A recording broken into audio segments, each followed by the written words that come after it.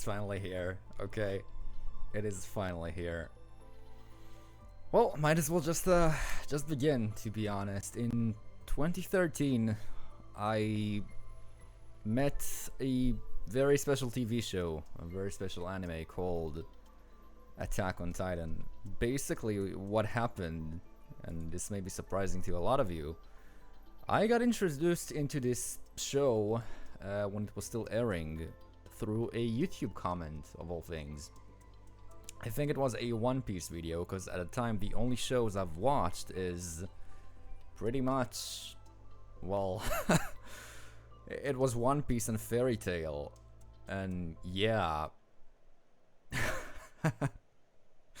it was One Piece and Fairy Tail. Those were the only two shows that I watched, and come me on YouTube and shit, searching around in comments, and I met this show.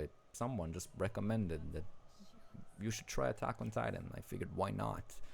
What could go wrong? So it was like 12 AM, I think.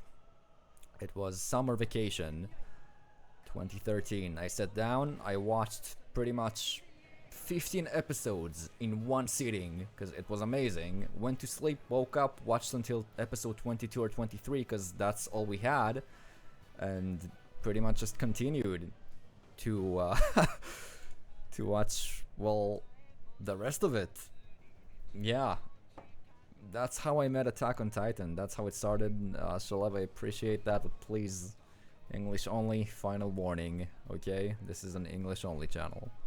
We only speak English here. No Japanese, no Hebrew, nothing else. Say what's up, yo. I've been waiting for this stream for quite a while. As you can see, I've tried to prepare a lot of things. The background. There you go. All of this. Yeah.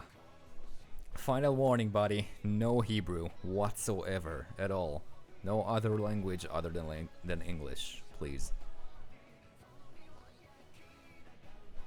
Okay, so I figured I'll talk about my experience with the manga itself, because this is a question where I'm getting a lot.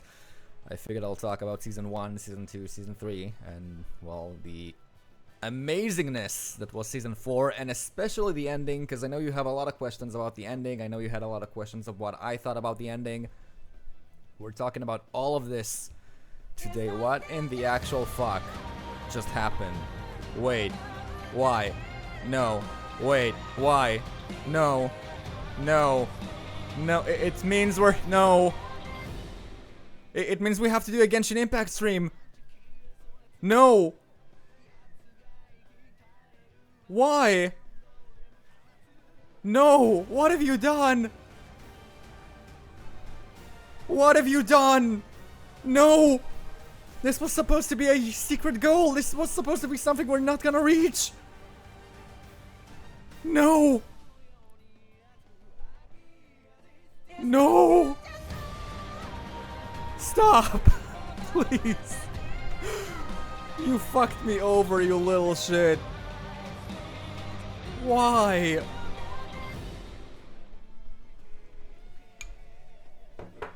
This is how we begin the stream? Really? This is how we're beginning with a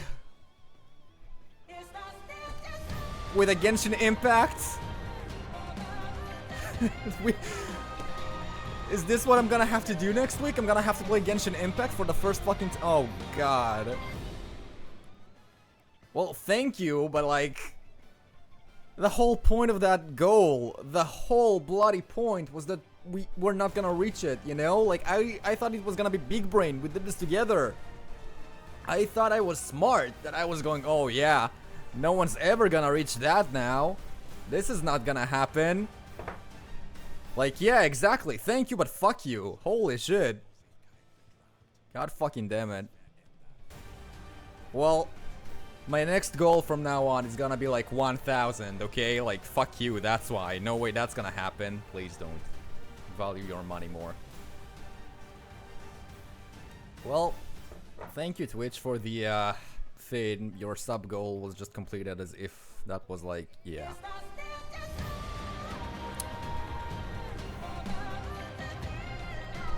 I am disappointed myself. So you got your 11 subs, go play Genshin.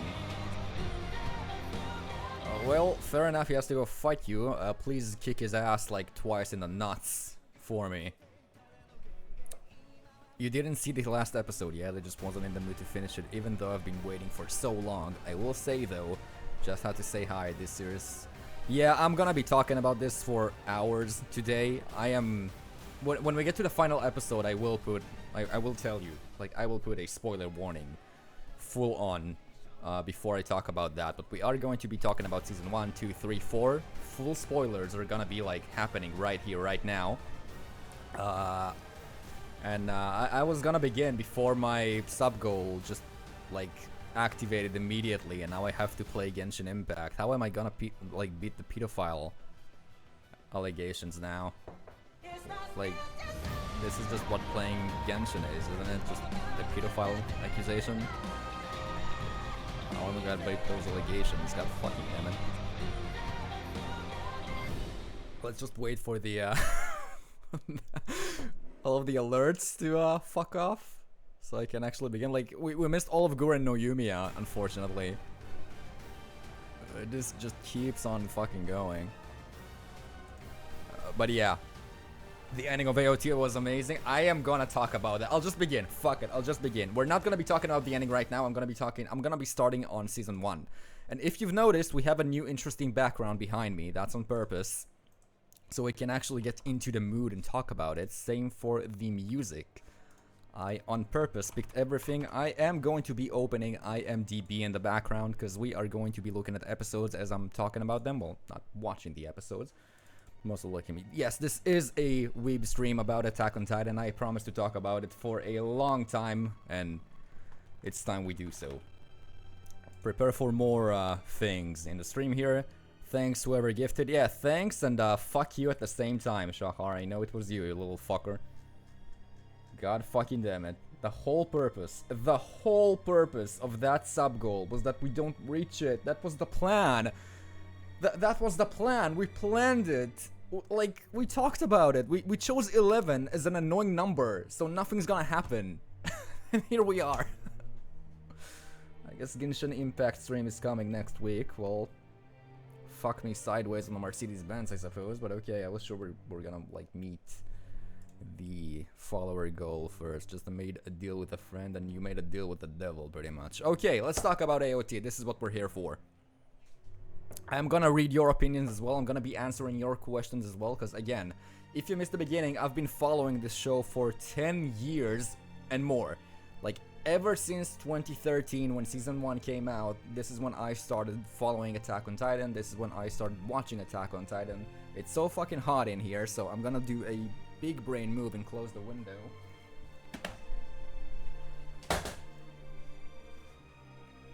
Put on the AC, and now we're ready to go. Okay, so I'm pretty much going to be talking to you guys as we're doing this. I don't have a script, I have nothing. Let's begin. So, first episode of Attack on Titan, the name to you in 2,000 years. I think those of us who watch the show are gonna get PTSD from that name now, but yeah, to you in 2,000 years. When you see that title, you don't really understand why this is the name. We simply start the episode with a horrifying dream. And I think this is the point where all of us pretty much understand that this is a very, very, very special TV show, a very special series to follow. Because I think it's one of the best first episodes I've ever seen, because I was immediately hooked. Like, the second I saw the first episode and its horrifying ending, I was hooked into the show. Like, I was with Eren, my boy, the best protagonist I've ever seen in my life. I was just straight up with him. I understood him completely. Even though it's gonna surprise you, I hated him. I hated Eren in season 1 and season 2. I only started to like him in season 3. So, even just looking at that and realizing that development that dude had is insane to me. I literally wrote down my thoughts while watching the episode for this stream. Let's fucking go. This is what I'm talking about. I didn't even look at the name of the first episode. I remember looking at the name of the first episode and be like, wait, to you in 2,000 years? What the fuck does that even mean? Because usually, I don't know, first episodes are like The Fall of Shinganshina Part 1. Like, that's the second title it has. That's self-explanatory, that's understandable, but the episode immediately hooks you in with a dream that Eren has, where you see a lot of horrific shit and you don't understand anything, but you're like, yeah, okay, this looks interesting, I'm gonna watch it now. So the first episode ends, and again, full disclosure, this stream will have spoilers. Right now, season 1 spoilers. If you haven't watched the show, go ahead and do it. Like, no, don't ask any questions. Get the fuck out, do it. So first episode, Eren's mom, she dies. Like, she gets eaten by a titan. The walls that have been there for 100 years, yeah, are broken down. The titans, they get in. We get, for the first time, to see how horrific they are. They just straight up massacre everyone in the city, and it's gruesome as shit. So you now understand his hatred. He says, I want to kill all of them. I want to destroy every last one of them. And we'll go back to that, of course. But yeah. Cue in episode 2, the Armored Titan. We see there are 2 special titans now. One was the one who kicked the wall, the Colossal Titan. The second one was the Armored. He broke through the wall. And yeah, we just straight up connect to our characters here. Now, season 1 is pretty goated with its, I want to say vibe that it gives. It gives a very desperate vibe. In the first 2 episodes, we then move on to a training arc where we're like, yeah, okay, it's pretty chill now, we're gonna beat them. And this is actually building up very well in this show, because we actually get that feeling of, we can actually fight back now. We can maybe win. Come in episode 5, Eren fucking dies, the whole squad fucking dies. And you're just left with a feeling with, holy shit, like, all of that training did absolutely shit. Did nothing. Whatsoever. They all died, they all got straight up... Eren got eaten.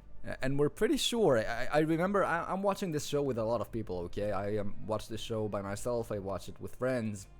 To this day, I'm still doing that, like...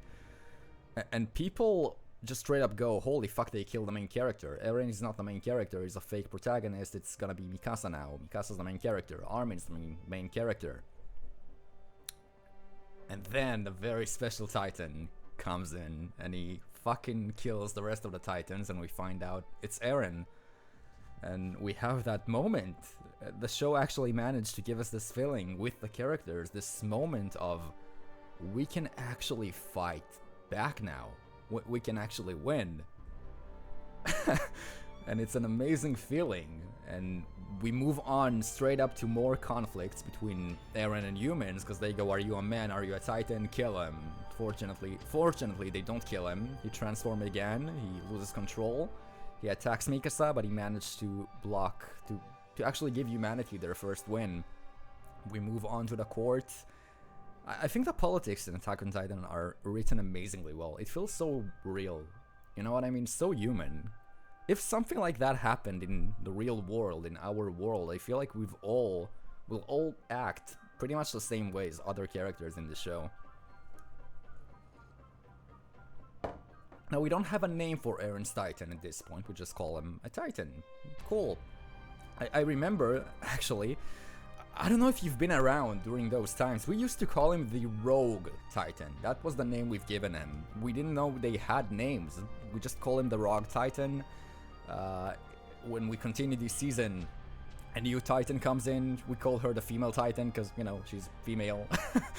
And yeah, that was their names, Female Titan, which is on point, to be honest, Armored Titan, Colossal Titan, and Rogue Titan. We didn't know Eren had a name, we just thought it was a normal Titan that you can basically control, and he's super ripped and shit. So yeah, season 1, we meet the Female Titan, they try to kill the Female Titan, and I remember that one episode with the whole Levi squad. Episode 21 it was, I'll never forget it.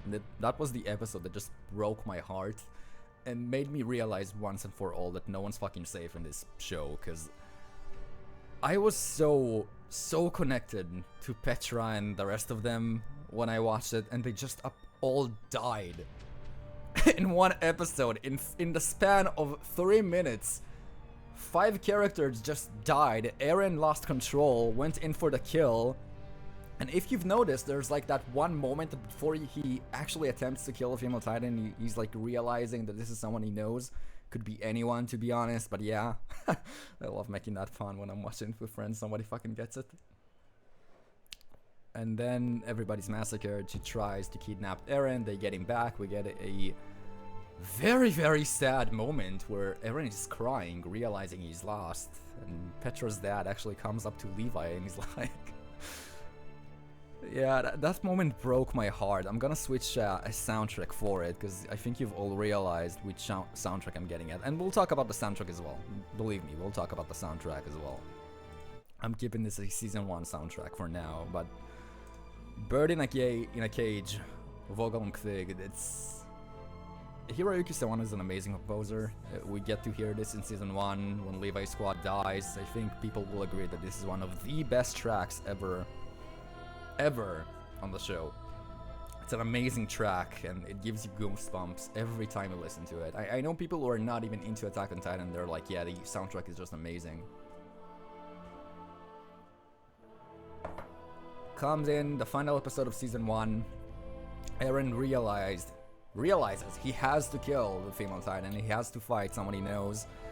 And he's going apeshit insane in a very, very cool transformation. And then silence. Then nothing happens for 4 years. And this is when in those 4 years, this is when I started reading the manga. Because when I finished Season 1, or when I caught up to Season 1, there were only 22 or 23 episodes. And I had to wait each and every week till episode 25. Episode 25 came out and then nothing. We had a very cool fight scene and an annoying cliffhanger. Holy shit. The cliffhanger that we had is Titans in the walls, and just saying this out loud now gave me fucking chills because I just realized what Titans in the walls even mean. I think we all now know what it means when we watch all of this amazing show from start to finish. When we think about the final season after all, we think about the Titans in the walls, but in Season 1, just seeing them, we had no idea who those are. And that was the cliffhanger. Titans in the fucking walls. Titans in the one place we haven't thought they were gonna be in. Colossal Titans at that. All of them. So if I had to rate Season 1, for me it would be a straight up 10, because it was amazing to watch. What we're gonna do now, I'm gonna read some of your comments about Season 1. Like, if you have any thoughts you'd like to share, like Daniel did here about Season 1, go ahead, now's the time. And then we'll move on to Season 2. And I know this may feel like I'm running along here, but believe me, we have a lot to talk about, so it's fine. Okay.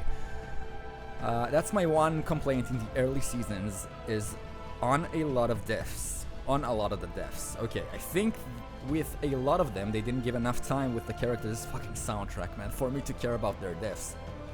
A lot of people have been saying that, to be honest. This is like nothing new that I hear. For me, I don't know, it was one of the first animes I've ever seen. I got connected, extremely so connected to the Levi squad, and a lot of other characters I went with, oh, they look very interesting, surely nothing bad will happen. And they all died, like Eren's squad at the beginning, so I took that quite differently. But I know what you mean, a lot of people do say that. The thing they did with the key as well. Right, we need to talk about that too. Okay, so basically in the second episode, oh wait, no, it was episode 1, we're gonna go back to episode 1 anyways, but in episode 1, we can actually have that moment right here in the manga if we want to. See, I came prepared. So in episode 1, we get introduced to the basement, to a very, very special key that's in the basement. And we have no idea what's in that basement, but we know it's something important, because the only reason we talked about that basement is because Eren wanted to know what's outside the wall. And basically they showcased the key right here. Wait, can you even see it? Yeah, right here. That's the key. And we had no idea what this key is about. Eren's dad went away on a mission or some shit. And suddenly, after the whole thing happens, Eren just wakes up with a dream about his dad and the key is on him, and we have no idea how or why or where even is the dad. I remember thinking he was still alive somewhere doing things. Yeah. Interesting. And then we have that whole point of let's get to the basement. This is the whole plot of the first 3 seasons. It sounds insane, I know, but we had to get to the basement. We had to know what's in there. It's the worst, in my opinion, too long. Season 1 pacing is probably very, very strange. Can we at the end talk in Discord to you? I will probably open a Discord channel for this community here, so not at the end here, but it will happen.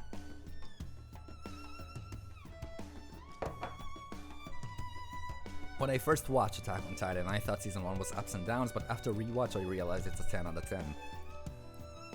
Season 1 is just so good in captivating you and giving you that feel of what AOT is about, or at least you think you know what AOT is about. We'll get to that soon. OP2 is better than opening 1. Fight me. Oh boy, you started something. So at the beginning of the stream, we heard opening 1. Gure no Yumiya. You know what? Let's do that again. Let's give our opinions on the opening. All of us together. I don't want to skip this song though, but I'll have to. It's amazing soundtrack again. So, opening 1, Gure no Yumiya, the Bow of Crimson. Probably the most iconic opening you've ever heard in a TV show, to be honest, because I think all of us will go together here with the first line, which is Se sin das escenan vi sin die Jäger. Dude. Dude, like, everybody recognized this jingle. What's up, Italia? How you doing? Everybody recognizes this. This is amazing. The lyrics as well are so good. This is where I actually met Linked Horizon, I think all of us. Linked Horizon is amazing. I'm glad they came back for a final opening, because I really like it as well. But yeah, the first opening is the best, but only the full version. If the short version, then Season 3 opening 1 is the best. We're gonna be listening to all of them, don't worry. Well, yeah. I have no friends to talk about AOT, so talking to you will be like talking to my mirror waiting for it. You have to get them to watch AOT, yeah? Such a good opening, because again, we get that feel of this hype, hearing this Jaeger, it's amazing. Did you play the Attack on Titan games yet? So, after Season 1, I've had nothing. I've had to sit here and wait. I tried not reading the manga at the beginning, okay? Because I never really read a manga, seriously. I remember I tried reading One Piece, didn't really give a shit. Tried reading Fairy Tail, got into it, but again, it's Fairy Tail, you don't really have to think about anything. Nowadays, I hate both shows, just so we're clear, but I didn't really immediately want to get into the manga. It took me like a couple of months. And the reason it took me a couple of months, because we heard absolutely nothing. Nothing about Season 2, nothing happened. We only knew Season 2 was gonna be a thing. That's all. No release date. No, even if which studio's gonna do it. Nothing. Which studio? Amazing studio. The studio that did Season 1, 2, 3. Amazing. But no news. Nothing whatsoever. I still don't understand why it made Eren side enemy team during the fight with Himino Titan. Never addressed this later again. Okay, so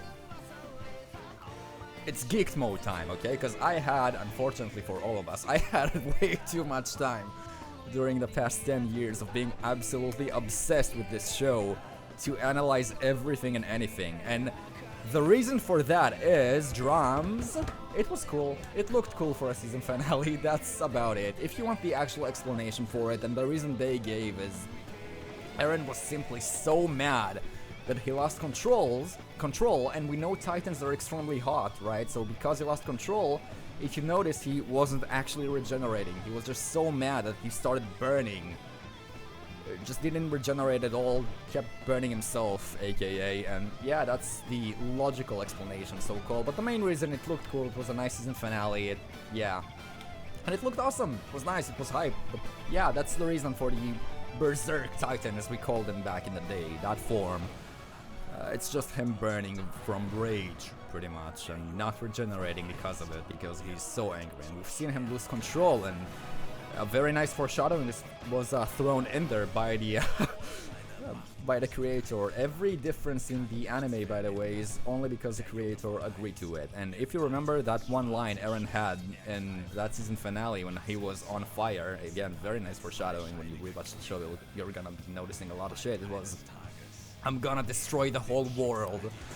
And I think all of us at the time just looked at it, me including, as, "Shut the fuck up, you itchy motherfucker. What are you talking about? What is he saying? Who let bro cook? What is bro cooking aside from his own body right now?" And yeah, watching this now is like, oh.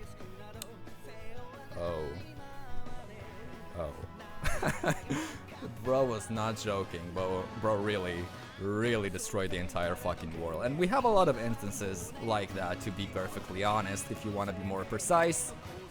We have a moment in season 1 where this fucking opening, bro,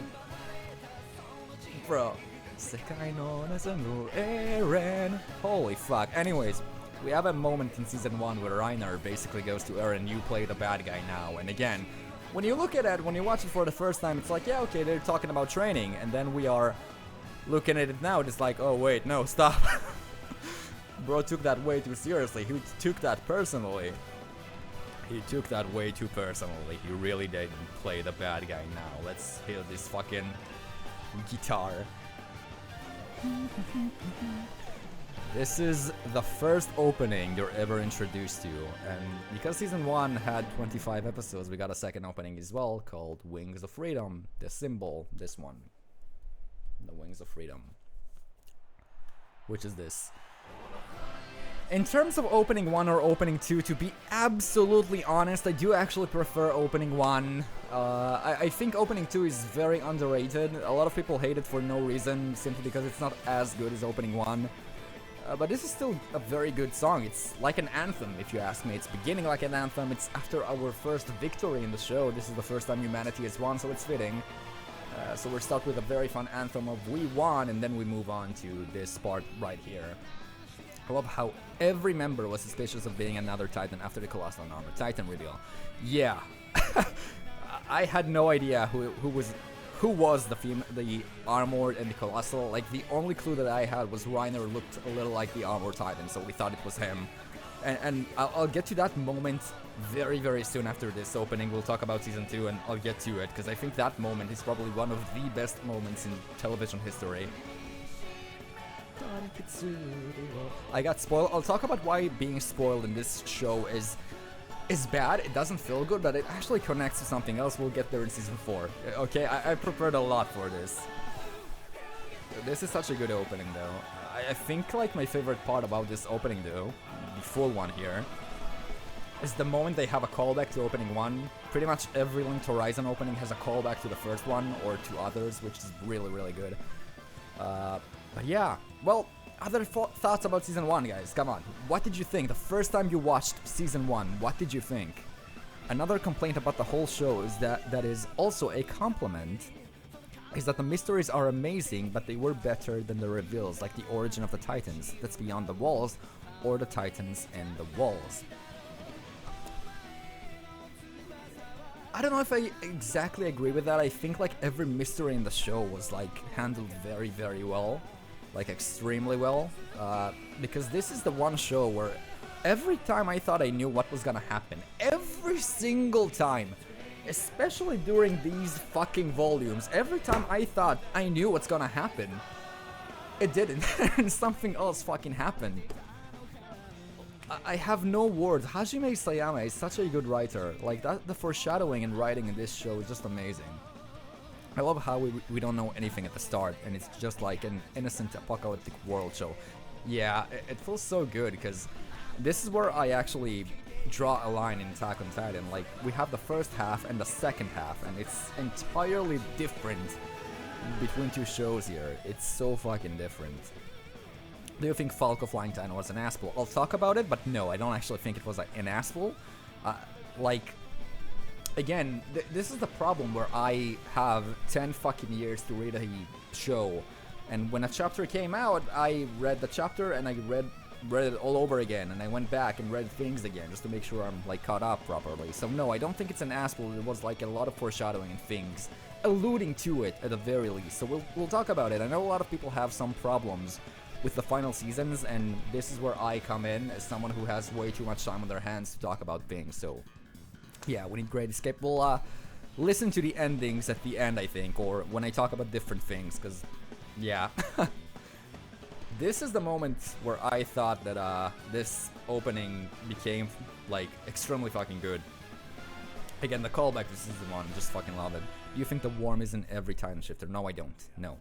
But again, we'll talk about it in Season 4, like the source of all life and shit. Oh, I forgot to mention in this stream, right? So, as I've said, I finished Season 1, I started playing the Attack on Titan fan game, I started watching the show with friends, and I decided to read the manga. Now, during Season 2, and I think part of Season 3, I didn't really know Japanese at all, especially not to a point where I can read a chapter, but ever since It's season 3 in the manga, okay? Like, it's the Shinganshin arc was a fucking callback here. Ever since, like, the second part of season 3 in the manga, I began reading every chapter in Japanese, so I have some issues with the English translation of Attack on Titan, especially during the final chapter and final arc. This is where people really drop the ball, even the official one. Neros, thank you for the follow, appreciate it.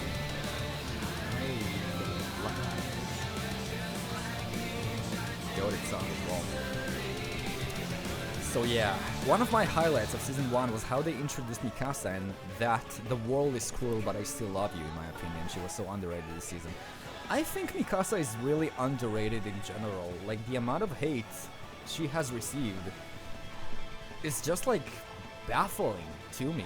Mikasa has always been a good character, in my opinion. She did get, like, overshadowed maybe by other characters, especially during the final season.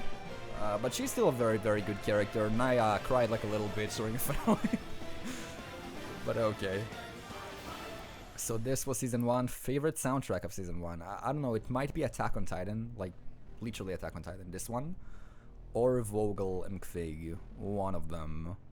Like, both of them are just so fucking good. Well, so, as I've told you, we're moving on to season 2 now.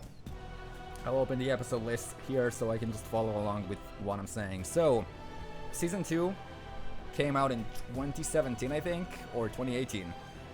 Somewhere there.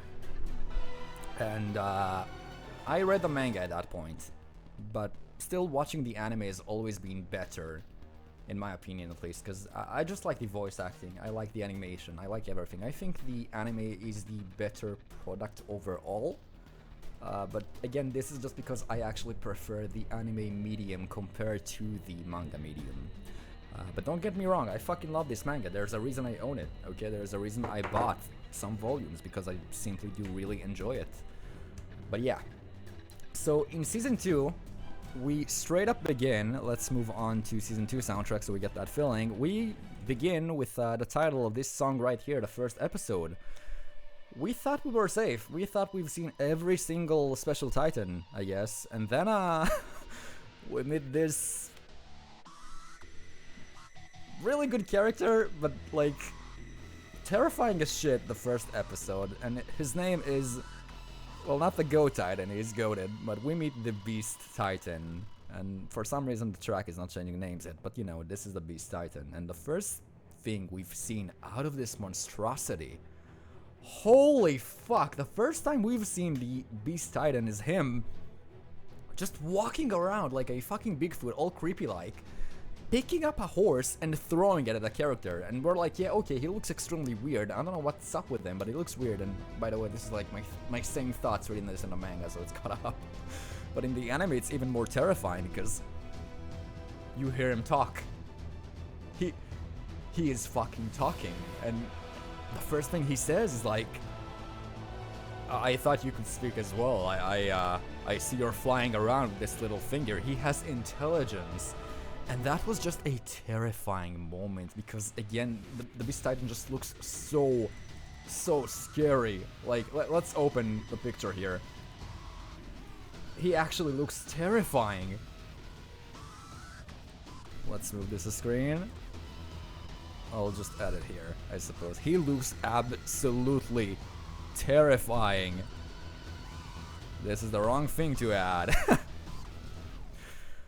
Like, I don't think I can describe the goosebumps I had the first time I've seen him, but this soundtrack is, again, fucking goated. This piece of shit right here, this is like the first thing we see out of him, okay? This is the Beast Titan, this is what we see. I'll keep this like here so we have things to show if we need to. Holy fuck!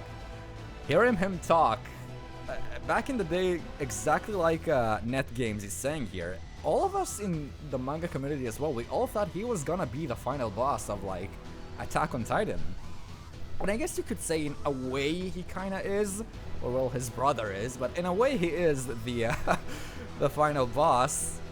But not like we thought. This dude, he seemed so cold and such a fucking sadist, because immediately after taking Mika's 3D maneuvering gear, he goes, well, you can eat him now. He's actually commanding Titans. This is what gave him that feeling of being the final boss, the commander, so-called, of all Titans. We didn't know if he was a shifter or not because he looked so weird, but he's just walking around, and yeah, every dude that has seen this can tell you that this is a traumatic episode because of the ending, where Mike is just getting ripped apart by all the Titans like that, screaming. That was just horrifying. How they introduced the Beast Titan just shocked me with how powerful he is. Until then I thought there were only 3 and I just didn't know what to expect. All of us were like that, like, all of us were just like that. Why does the Titan brown hair but the user is blonde? Because he's a monkey. Because he's a monkey, and when we talk about Erwin, soon we talk about Erwin, don't worry. Especially the Suzume part in this season. So, then like when you thought the worst happened, when we met a new Titan, like nothing's gonna get worse. Like we get to episode 2 of season 2, and this is where Connie gets to his village, and no residents are there, no one looks like he was eaten. But there are a lot of broken houses, like Titans were here, and there's that one Titan that looks a little bit like his mom. Like Connie's looking at him, and he's reminded of his mom looking at that Titan, and you're like, wait, why? And then he turns around, he's about to leave, and the fucking Titan begins speaking again. Holy fuck, the goosebumps I had. The Titan begins speaking, and it tells him, welcome home. And it's like, holy moly.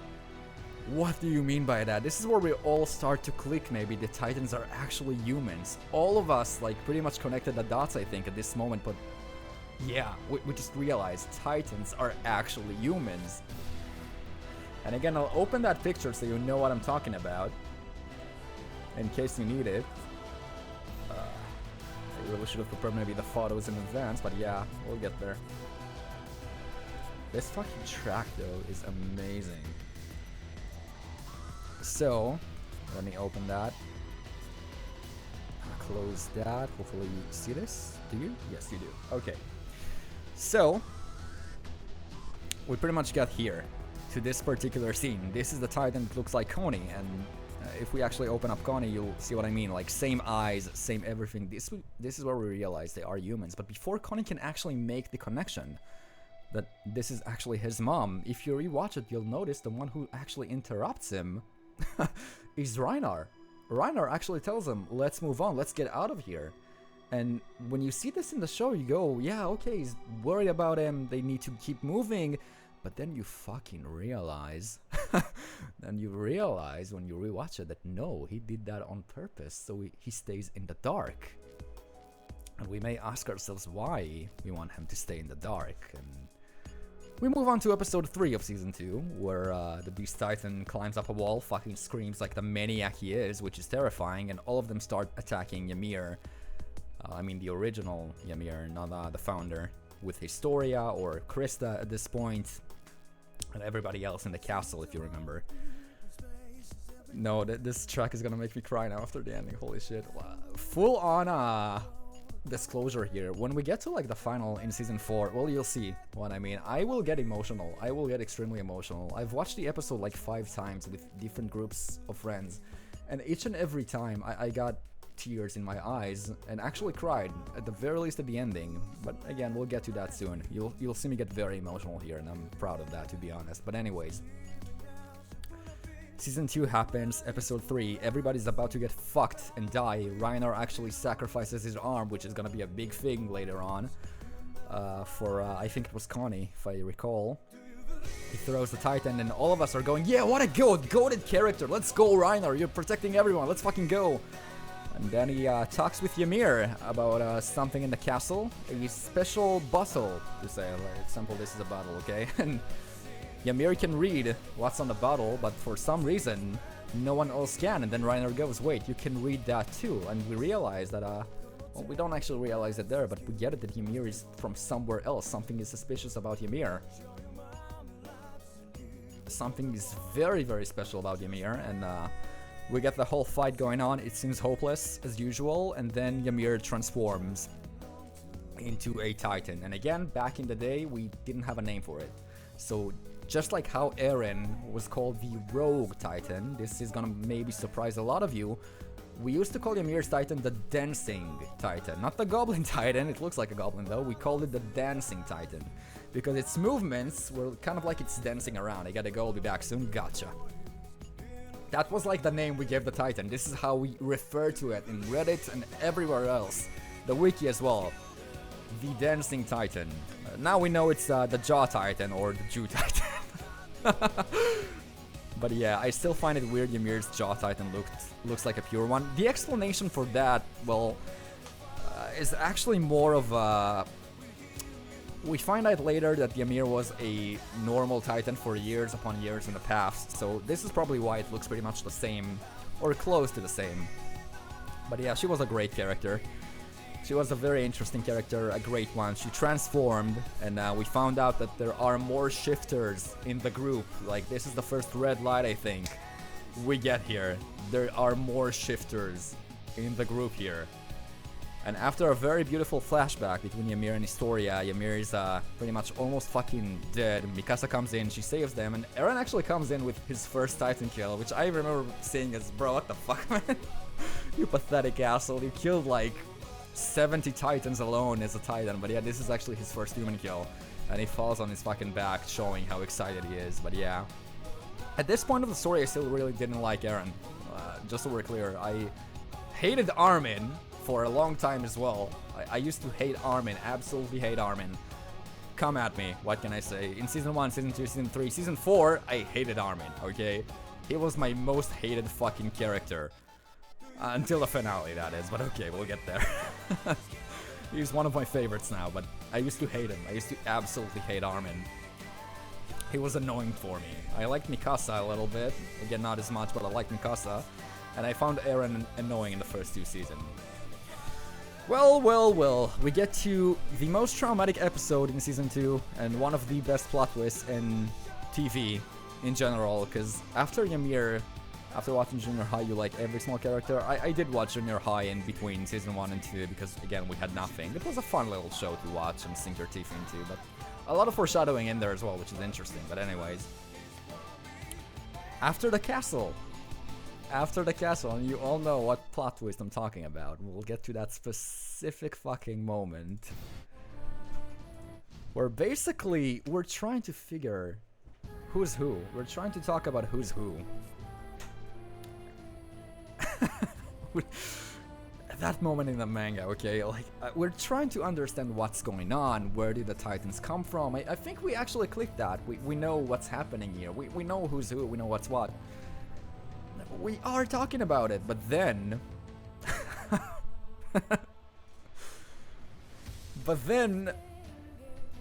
Reiner and Bertolt just straight up come to Eren and they're like, yo, I'm the Armor Titan, this is the Colossal Titan, we both destroyed the walls 5 years ago, and your mom died because of us, we need you to come with us somewhere. And they did that like off fucking screen. I swear to God, that was like out of nowhere, which is amazing, because if we go back to Annie's reveal, it was all dramatic and yeah, it was me, and we had slow motion, dramatic music and everything, but here just like, yeah, my bad, I'm the Armor, that's the Colossal, how you doing, let's get out of here. And the first time I read that in the manga, like this, it's not this volume, but you know, the first time I read that, I was like, this is probably a mistranslation, isn't it? Because everybody's talking all normally, it's a bubble on the side, everything's normal. It's like, what the fuck is happening? And people watching the episode are the same, because they are talking in the side of a fucking screen. You can barely hear them, and they're like, yeah, I'm the Armadistic Colossal. And it's like, what? What the hell? And then they talk about it, you begin to realize that this is actually true. And even as someone who actually suspected Reiner, this came out of nowhere. And this track plays on, and they transform on Eren in one of the best transforming sequences in the entire show in television history. And it's like, holy fuck, it's actually them. And as someone who waited 4 years to see the anime, it hit even more different, because you realize it's actually them.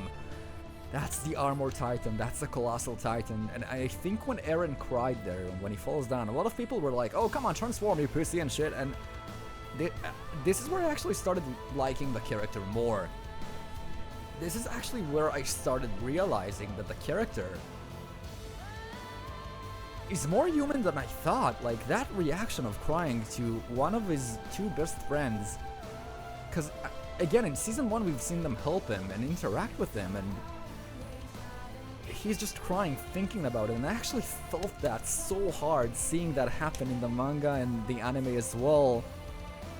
I felt that so hard, and then, as Kochba say here, you fucking traitors, kono uragirimon god, that scream of Yukikaji as Eren is just haunting, and he transforms and he punches the living shit out of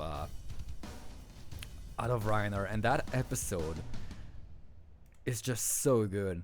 That episode is seriously just so good. Like, it's one of those episodes where you can watch over and over again, I think, because it simply is structured and directed so beautifully. And I think for a lot of people, this is one of the best plot twists in the entire show, because, again, the way they handle it is so smart. Even I, as someone who actually suspected Reiner, I was still surprised by the way they reveal it, which is such a good way to set up my expectations and doing something else with it, because I think all of us pretty much expected it to be a dramatic reveal like Annie, like the female titan, a very, very dramatic reveal of, yes, I was the armor titan and the colossal titan all along, it was us. But it's fucking a conversation I have with my neighbor when I'm on my way to work. It's like me saying good morning, it's just in the background. It's funny, after Annie was revealed to be the female titan, I knew Reiner was the armor because of the hair of the titan matching the person. I even joked about the colossal titan being the cadet trainer because he is bald. I remember thinking that the female titan might actually be Armin's mom for one episode, but then I realized it's Annie very, very soon. I mean, come on, they look the same. I don't feel like they were trying to hide that very hard. But yeah, with Reiner, again, I think it was kind of on purpose, making us realize it's him, just so we're so surprised by how it's revealed later on. And we're not even talking about Reiner's PTSD here and anything else. Him actually thinking, or well, him actually getting two personas here to cope with what he's done. He's such a good character. This track is also amazing. We'll get to, like, the next episode is a straight up fight between Eren and Reiner, and we actually get to see again how good of a fighter Eren is. Especially when you consider, when you think about it, both Reiner, Bertold, Annie, all of them were child soldiers, as we find out in the future. All of them got military training already, and Eren is just like that one guy. Is him. And the whole show, he's actually thinking he's not that special, and the more you think about it, the more special he really is, but we'll get to that very, very soon. But he had a lot of talent, even in the top 10 of the people who, well, got to the top 10. He was actually very good. And like the first 4 people are Titans, and the first person is an Ackerman, Mikasa, so he's actually very, very talented, even though he didn't really believe in that. I think none of us believed in that.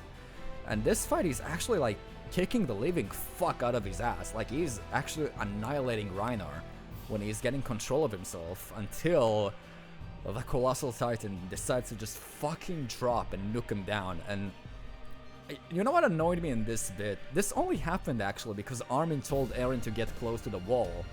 And I remember finding that so annoying, how no one even mentions that the only reason Eren actually lost is because Armin told him to get close to the wall and Bertold managed to drop down. Like, I understand why he told him to get close to the wall, to prevent like what happened last time. But still, I found that annoying, everybody blaming Eren for the loss when actually it wasn't really his fault here. Like, I don't think it was anyone's fault, to be perfectly honest. He was the armor titan, you can't really damage that with swords, it's only martial arts from Eren, but he was so close to actually beating him, which is amazing for the character. The next couple of episodes are a little slower, but we had a very, very important talk between Eren, Ymir, Bertolt, and Reiner on the trees, where Ymir is actually about to foreshadow a lot of things. Basically, the first thing they say is they're talking about the Beast Titan, or the Monkey Titan, they actually say. And again, a lot of foreshadowing here. Eren doesn't know what a monkey is, and this is actually something that is lost a little bit in, again, in translation in English, which is such a fucking shame because Eren doesn't know what a titan is, what a monkey is, and when they pronounce monkey, Eren is actually trying to pronounce that back, but he's butchering the word. Like, he's not actually saying monkey because he doesn't know what it is. He's saying monkey or something like that. He's completely butchering it in Japanese. And again, this is something that is lost in translation, unfortunately. This and Ymir's answer, because when Eren asks Ymir who is the enemy, she is beginning to answer him. She is beginning to say Tekiga, se, like they are about to say Sekai. Like the whole world is the enemy. She's about to start saying it, se. But nope, in English I don't think they actually put that in, so it's Sekai. Yeah, it's very cool foreshadowing that has been missed. Again, I did not read the manga in Japanese at that point in time, so I kind of missed it, unfortunately. They couldn't, I'm sure they could have found a way. And someone asked her what I think about the English dub. I think it's horrible. I think Eren's voice actor, Bryce Peppenbrook, is just not fitting at all for the character. I don't think he's good of an actor as Yuki Kaji, but that's something else. Yuki Kaji is just so good.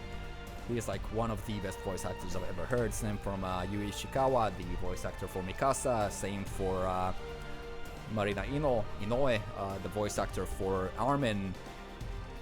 All of them are just so good, and unfortunately, Hiroshi Kamiya as well as Levi. Oh, Yeren Chotto. I fucking love him. Daisuke Ono is Erwin fucking Smith, the GOAT. Was my favorite character up until season 4, for, you know, reasons. The GOAT. But yeah, it's I don't think the dub is very good. I don't think you should watch the dub, and the dub actually has a lot of mistakes that are horrible. And I mean, like, a lot of plot holes they're adding by the dialogue. And if we're on the subject of season 2, then in season 2, in the dub version, Reiner actually asks what happened to Annie. Like, he tells Connie, I think, remember that one time Annie almost killed me. And that's a huge plot hole. I don't know if you've noticed, because Reiner, Bertolt, Connie, and etc., they did not know the female titan was Annie. They were not with them during the final fight in season 1. They should not have known that Annie was captured. Yeah, it's a huge plot hole in my opinion, because they shouldn't know Annie was captured. It's basically them actually saying they are traitors in advance because they know Annie is the female titan. It's a huge plot hole. I don't know how it even happens. I don't know why you take liberties when you translate something like that. It's stupid in my opinion. So yeah, do not watch the dub. Really don't. That's what I'm gonna say. The sub is like one of the best voice acting in general that I've ever heard in my life. Each and every actor in the dub is just so good. I remember watching some moments in dub just to like compare them, and it feels so ass. Like seeing Eren's breakdown in season 2, where we'll get to it soon here, and seeing it in English is just like in season 2 I actually cried when Eren got a breakdown there at the finale. When I watched it in English, I laughed my ass off because it was just so horrible. But yeah. So anyways, the talk on the trees, we got through that. We talked about it. It was very enlightening. I remember analyzing it for a long time when I read that in the manga, just to try maybe understand what's happening here. What are they talking about? Like, I think it's amazing how, if we're watching this now, we'll understand perfectly well what they're meaning and what they're saying. But when you watch it for the first time, you are actually so, you are like Eren. You are extremely lost. You have no idea what they're even saying. And then we get Ymir's flashback in the paths. When season 2 came out, I think it was like in season 3 part 2 in the manga, or at the beginning of season 4. I don't exactly remember where we were, but I was caught up. So the flashback was actually put in season 2 when it was supposed to be in season 3 part 2. It's a cool addition though. Such a good song. So yeah, we get that. We get to see Ymir's past, which again, you are beginning to understand that there's a lot more going on here.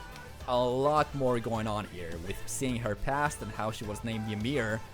Wasn't even her name, but she took it, and then for some reason she was prosecuted by a military, it looks like. You don't really understand what's happening, you just know they turned her into a titan and she roamed the desert, which looked extremely pretty, and then she 8 Marcel, who was with Bertolt and Reiner, and she came back into a Titan, to a human, and she got the ability. This is the first clue we have of how the Titan shifters are created. And this is like, I feel, where a lot of people who are watching the anime, they are actually not thinking about it, but you can actually guess where Eren got his power from. Especially when in season 1 we see a flashback with where his dad has a syringe and he's trying to inject him. But no one actually clicks, no one actually thinks about it in the anime. And says, wait a minute, maybe Eren ate his dad. No, it just goes over your head, and it's actually really good. Counterattack Mankind is also... Yeah, every piece in this fucking show is just so good. Every OST in this show is extremely good. And then we get... You wanted me to talk about Irvin Smith, we're here now. So, Season 2, Episode 11 it was, where where Irvin, they're all chasing after Bertolt and Reiner, they're trying to catch them, and because they want to bring Eren back. Mikasa is giving you that yandere fucking look, which is terrifying. And then you realize Irvin, the madman, just comes in with a group of fucking titans to create chaos and bring Eren back. And when that happens, Shinzo Sasage, when that happens, and Eren and Irvin just screams at everybody, advance! A titan comes in and fucking chomps his arm. And he gets taken with the titan, and he's... you think like he's maybe gonna cry, he's maybe gonna do something, someone's gonna need to help him. The music stops completely, everybody's in shock. You are the viewer in shock as well. And then he says something that me and my friends are screaming to each other to this fucking day. He just fucking screams, Susume, just advance forward, go forward. I don't give 0 fucks about my arm. Eren is our last hope, advance forward. And I think, I don't remember watching this with anyone who doesn't immediately do this, doesn't immediately salute. And I don't think anyone else says here that Erwin is not a peak character, because that moment, the amount of respect I actually got for Erwin fucking Smith, like, his horse is probably the best lifter in this entire show, because Erwin's balls are just so fucking big. What the hell was that? That moment is just so good. And just when you think you are at the peak come season 4, I'll actually reinstate that. Just when you think you've seen the peak, the next episode comes on. Because this show actually just gets better and better. By that moment of Erwin just screams forward, is so good. So good. And the amount of respect I acquired for Erwin, this just straight up made him my favorite character. And I love Levi, don't get me wrong, I love Levi. He was one of my favorites in season 1, but come on. Come on. Erwin fucking Smith. And then we get to the final episode of the season. They manage to recover Eren, but the smiling Titan, that bitch, is coming back. And she kills Hannes, who was with us from season 1. And again, I actually cried that moment. When I rewatch the show as well, I get so emotional there, seeing Hannes just chomped off, seeing him die. And Eren trying to transform. This is where you maybe realize that Eren has no chill, because he's fucking ripping his thumbs off and the skin, and he's actually eating himself alive to try to transform, but he can't because he didn't regenerate all the way yet. And he's just losing it, and he's crying, and it's horrible to see, to be honest. I cried with him when that happened. I actually get so emotional watching that. Him screaming at himself, "You are so useless. You are useless, you still can't do anything, nothing changed, you are a useless bastard." And this is where I actually started liking Eren, because up until now he seemed so unemotional, and well, he seemed too emotional, he seemed angry, that's all he was, to be honest. I'll kill them all, I'm edgy, I'll do that, I'll annihilate every last one of them, I'm mad, I'm screaming. But here in this moment, that weakness that he shows, and with Mikasa as well, Mikasa telling him, "I'll wrap that scarf," him telling Mikasa, "I'll wrap that scarf around you," and Mikasa telling him, "I don't think you're useless," he pretty much confessing in a way here. Yeah, now exactly, now he's emotional but realistic, because now you actually realize how much of suffering and pain he's going for, how much he's really, really suffering when this happens. And the music that plays there in the background, I don't exactly. I think it was Attack. No, it was not Attack on Dead. It was maybe Eren Zyhol, Eren the Coordinate, because when he touches the Smiling Titan, is what we called it, he gets the power to control other Titans. And I remember seeing that moment, just like completely fucking shocked. I think all of us are, because a Titan is running towards them, and he's. You are sure that it's gonna be over, something needs to happen, he needs to transform. I actually thought in the manga that Mikasa was about to die. I didn't think Eren would die, but I actually thought Mikasa was about to die. It felt fitting, it felt like she is confessing, Eren is accepting the confession in a way with "I'll wrap the scarf around you." By the way, if you didn't think Eren and Mikasa were gonna go into the romantic route, I don't know what to tell you. It was there, like, since the beginning, okay? Like, it was pretty fucking obvious here. And I'll explain why it's not as the romantic show you maybe think it was gonna be, okay? We'll get there, but yeah, it's that moment that I was sure she was gonna die, and he fucking regenerates his arm back after that, like, conviction to live. We now know that this is why he didn't regenerate properly, based on Reiner in future season. By the way, we know he did not regenerate his arms in time because he did not have the will to live in that moment.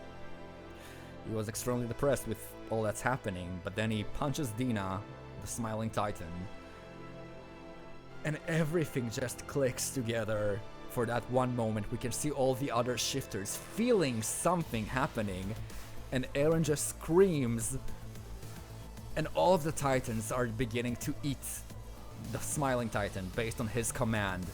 And he takes Mikasa and he runs away, and I think all of us remember this one line from Reiner. Again, keep that in mind, those of you who have seen the finale and everything. Reiner says to Eren, "You are the worst person in the world to have that power. You need to be stopped. If the coordinate is actually in you, you have to be stopped. You are the last person on Earth who should have this power." And back then, we all look at Reiner like he's, you know, he's the villain, he's the bad guy from our point of view. Of course he's gonna say that.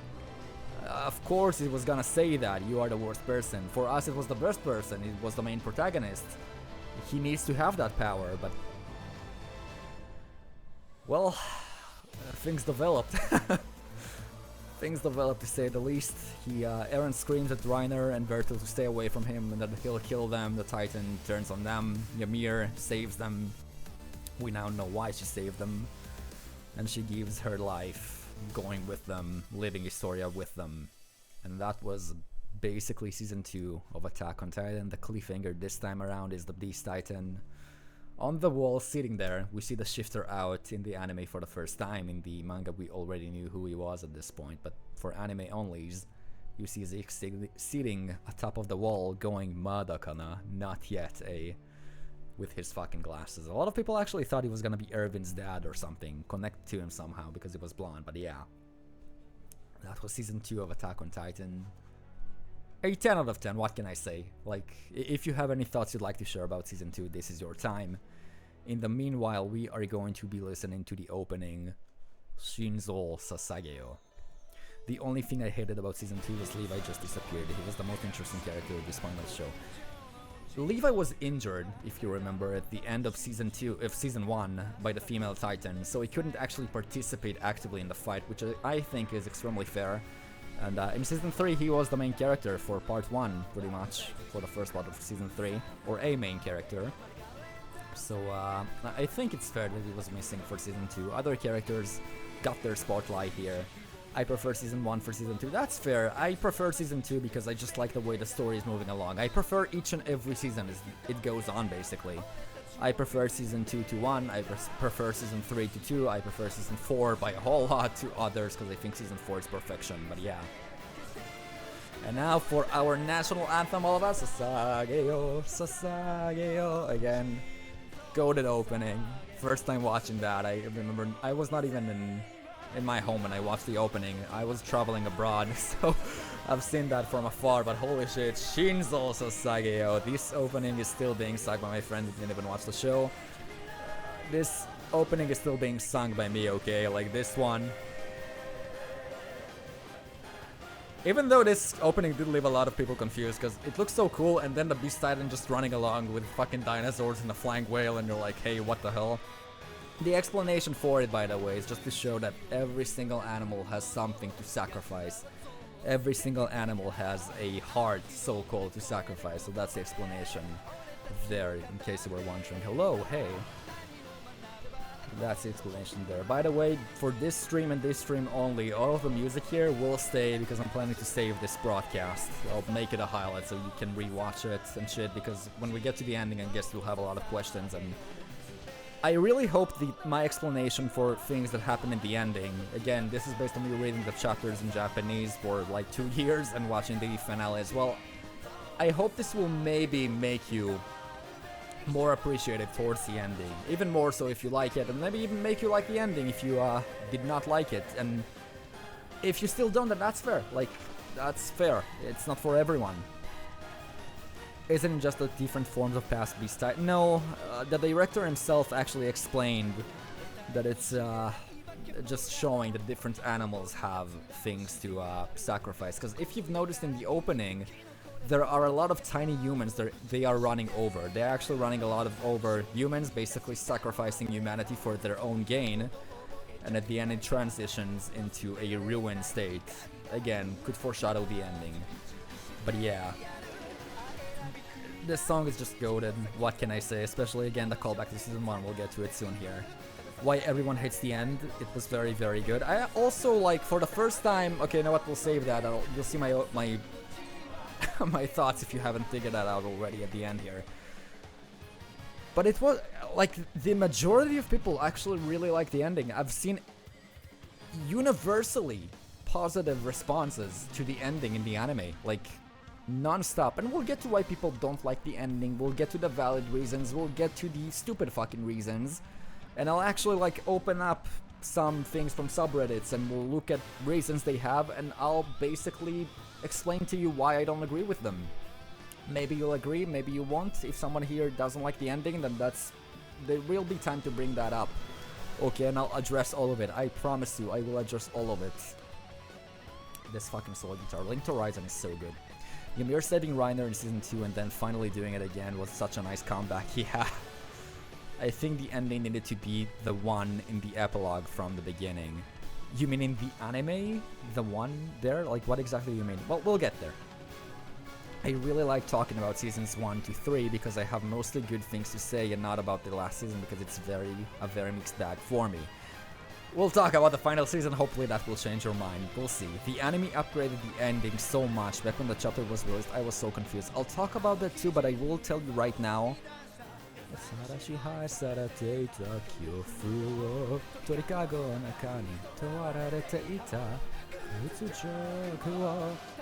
Amen.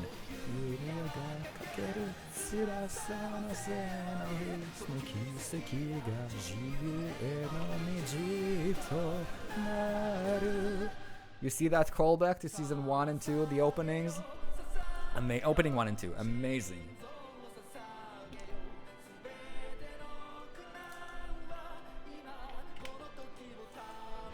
I hydrated. The main problem with AOT is that fighting Titans is really the only focus. No, you mean the fighting mindless Titans is the main focus is in season 1, which is true, but this is because we progressed throughout the show with the characters.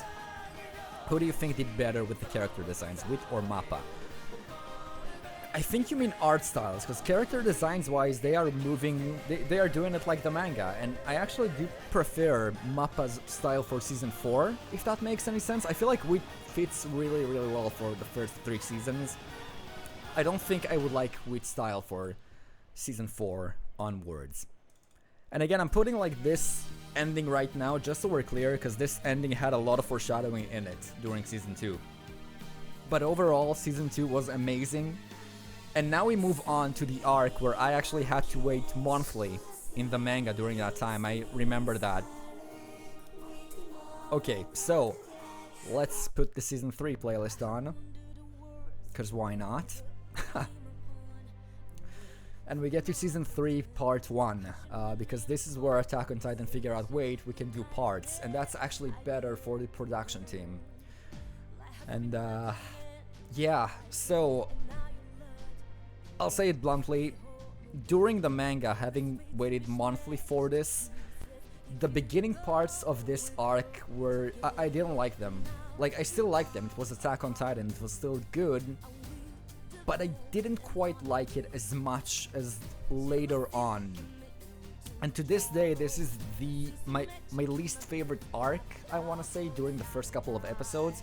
And I think the anime actually did a better job getting to this arc. And a lot of people bitch that they made it way too fast and they skipped a lot of things and they rearranged things and they don't like it. I remember reading that in like manga reader only forums, but I actually like it better here in the anime because I don't know, I wasn't as into it in the manga. I don't think it was executed very well in the manga, and I was happy to see that Isayama actually acknowledged that and he actually fixed it.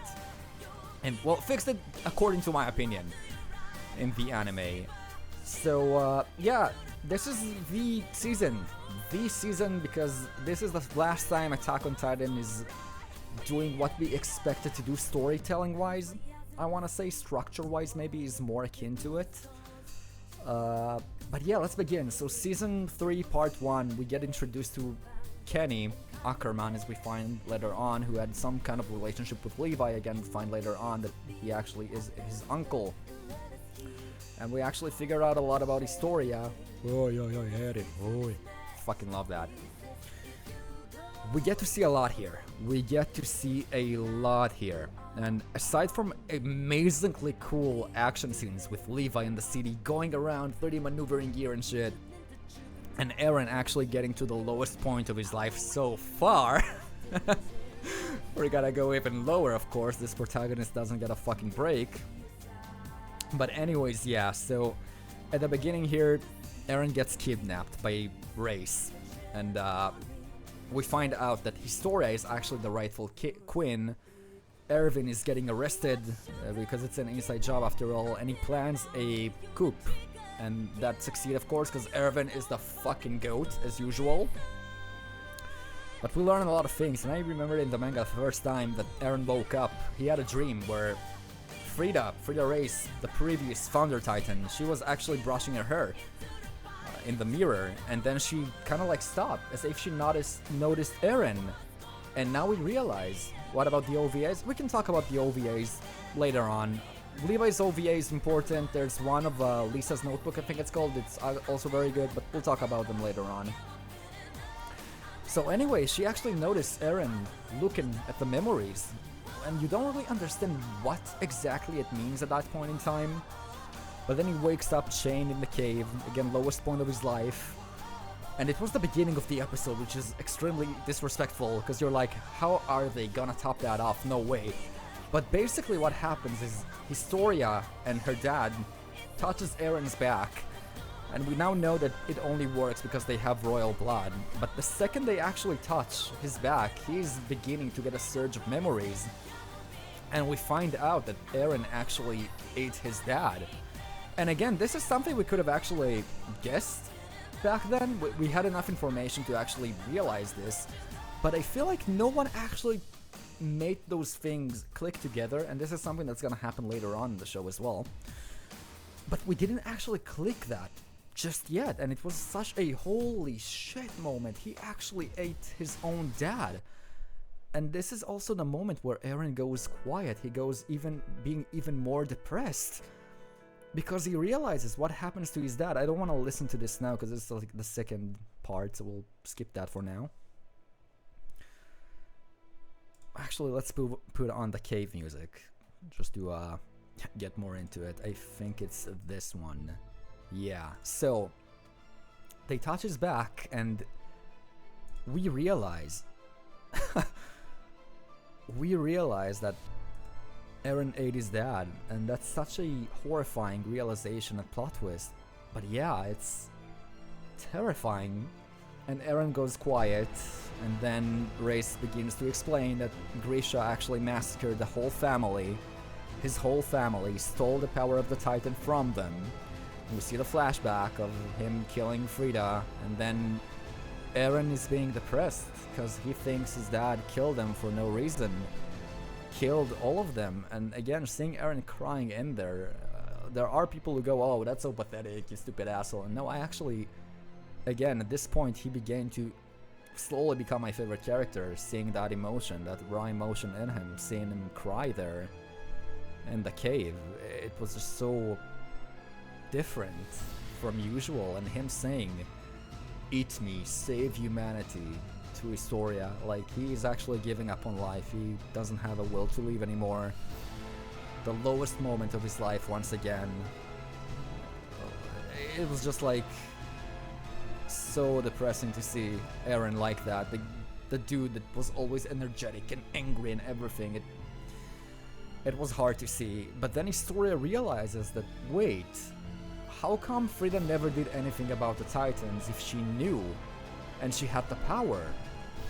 And I think the viewers are asking themselves the whole time the same questions. How come you didn't do anything with that power if you could?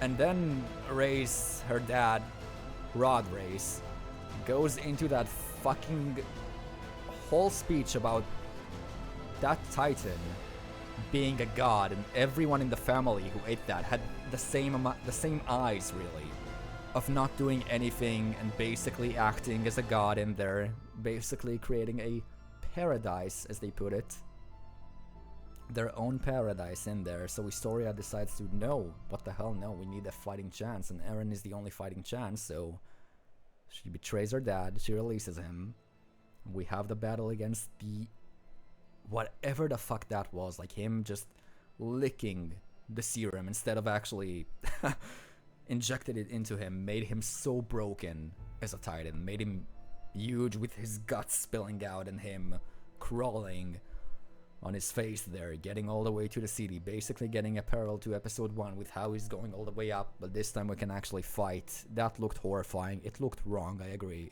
It looked just disgusting. But the boys beat him and they win. Kenny's actually dying because of that transformation, and we get to see Kenny thinking about life with Yuri and basically the previous one before Frida. We get more information for that, and then we get one of the best plot twists in the show, in my opinion. That episode that's called Bystander, where we realize the previous commander before Erwin was Keith from their training, the commander from training them.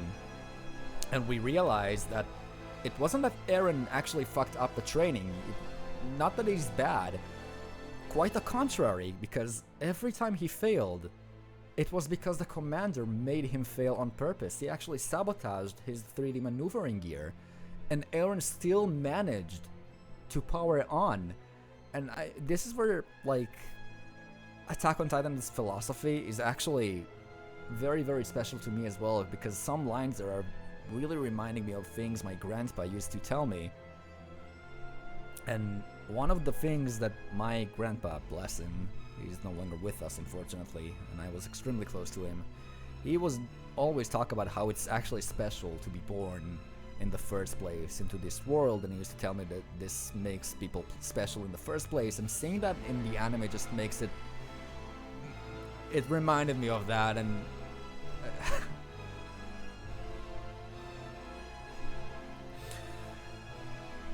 sorry, it reminded me of that, of my grandpa, and it just hit different for me hearing Carla saying that as well, that Eren is, who cares if he's strong or what he wants to do or anything, he's just special because he was born into this world. And again, that just hit different for me. That whole episode really hit different for me, and I just think it was extremely good.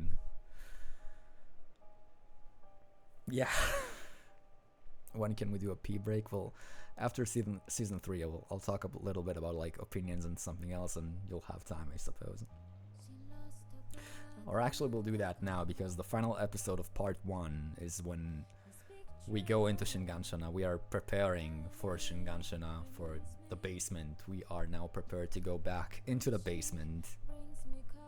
The song is beautiful. We prepare to go back into the basement, and we get that feast for the final time. And I remember in the manga, again, looking at that and realizing that not a lot of characters will probably come back from this, based on how they were writing that, and lo and behold, I was right, and a lot of people were right saying that. But we get the final time. Again, Erwin fucking hyping everyone on the wall there, screaming, everybody clapping, and seeing them go off was amazing. And we get to see the Armor Titan fucking dies by the Beast Titan, and that's the cliffhanger basically. And then we head into Shinganshin. Now that was Season 3 Part 1. I think Season 3 Part 1 in the anime was executed extremely well. Again, my least favorite arc in the manga, except for the end of it, where we get a lot of answers and more questions. But it's written very, very well. Yeah. And then we get to what I thought was gonna be my favorite arc in the manga. But so far, let's talk about Season 3 Part 1. What did you guys think watching it for the first time? What did you feel? If you need a pee break, by the way, probably now's the time. Red Swan, right, I forgot to play the opening, we should do that now. So, for this part, we got an extremely different opening. Extremely different opening. Red Swan, this one. My least favorite one. Like, I'm sorry, it's my least favorite opening in the show. It's a good song, but it's my least favorite opening. It's a good song, I admit, but yeah. Me and my friends used to make fun of it every time it came on screen, but it's a good song. This arc is overhated, but it is the worst.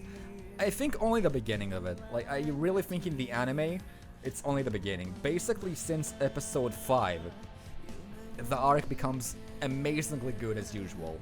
And again, we get a lot of answers and plot twists and shit, and what makes Attack on Titan good, basically. Animation was amazing, I totally agree. Totally agree. It's emotional after the ending. Calling out your name is extremely emotional because of the ending, and even before that, because when you actually listen to the lyrics, and we're gonna do that at the end with a lot of songs, it's gonna break our heart together. That's one of my favorite parts, because I love the politics and drama inside the walls, and I really like we return to that in Season 4 with the revolution of the Aegaris.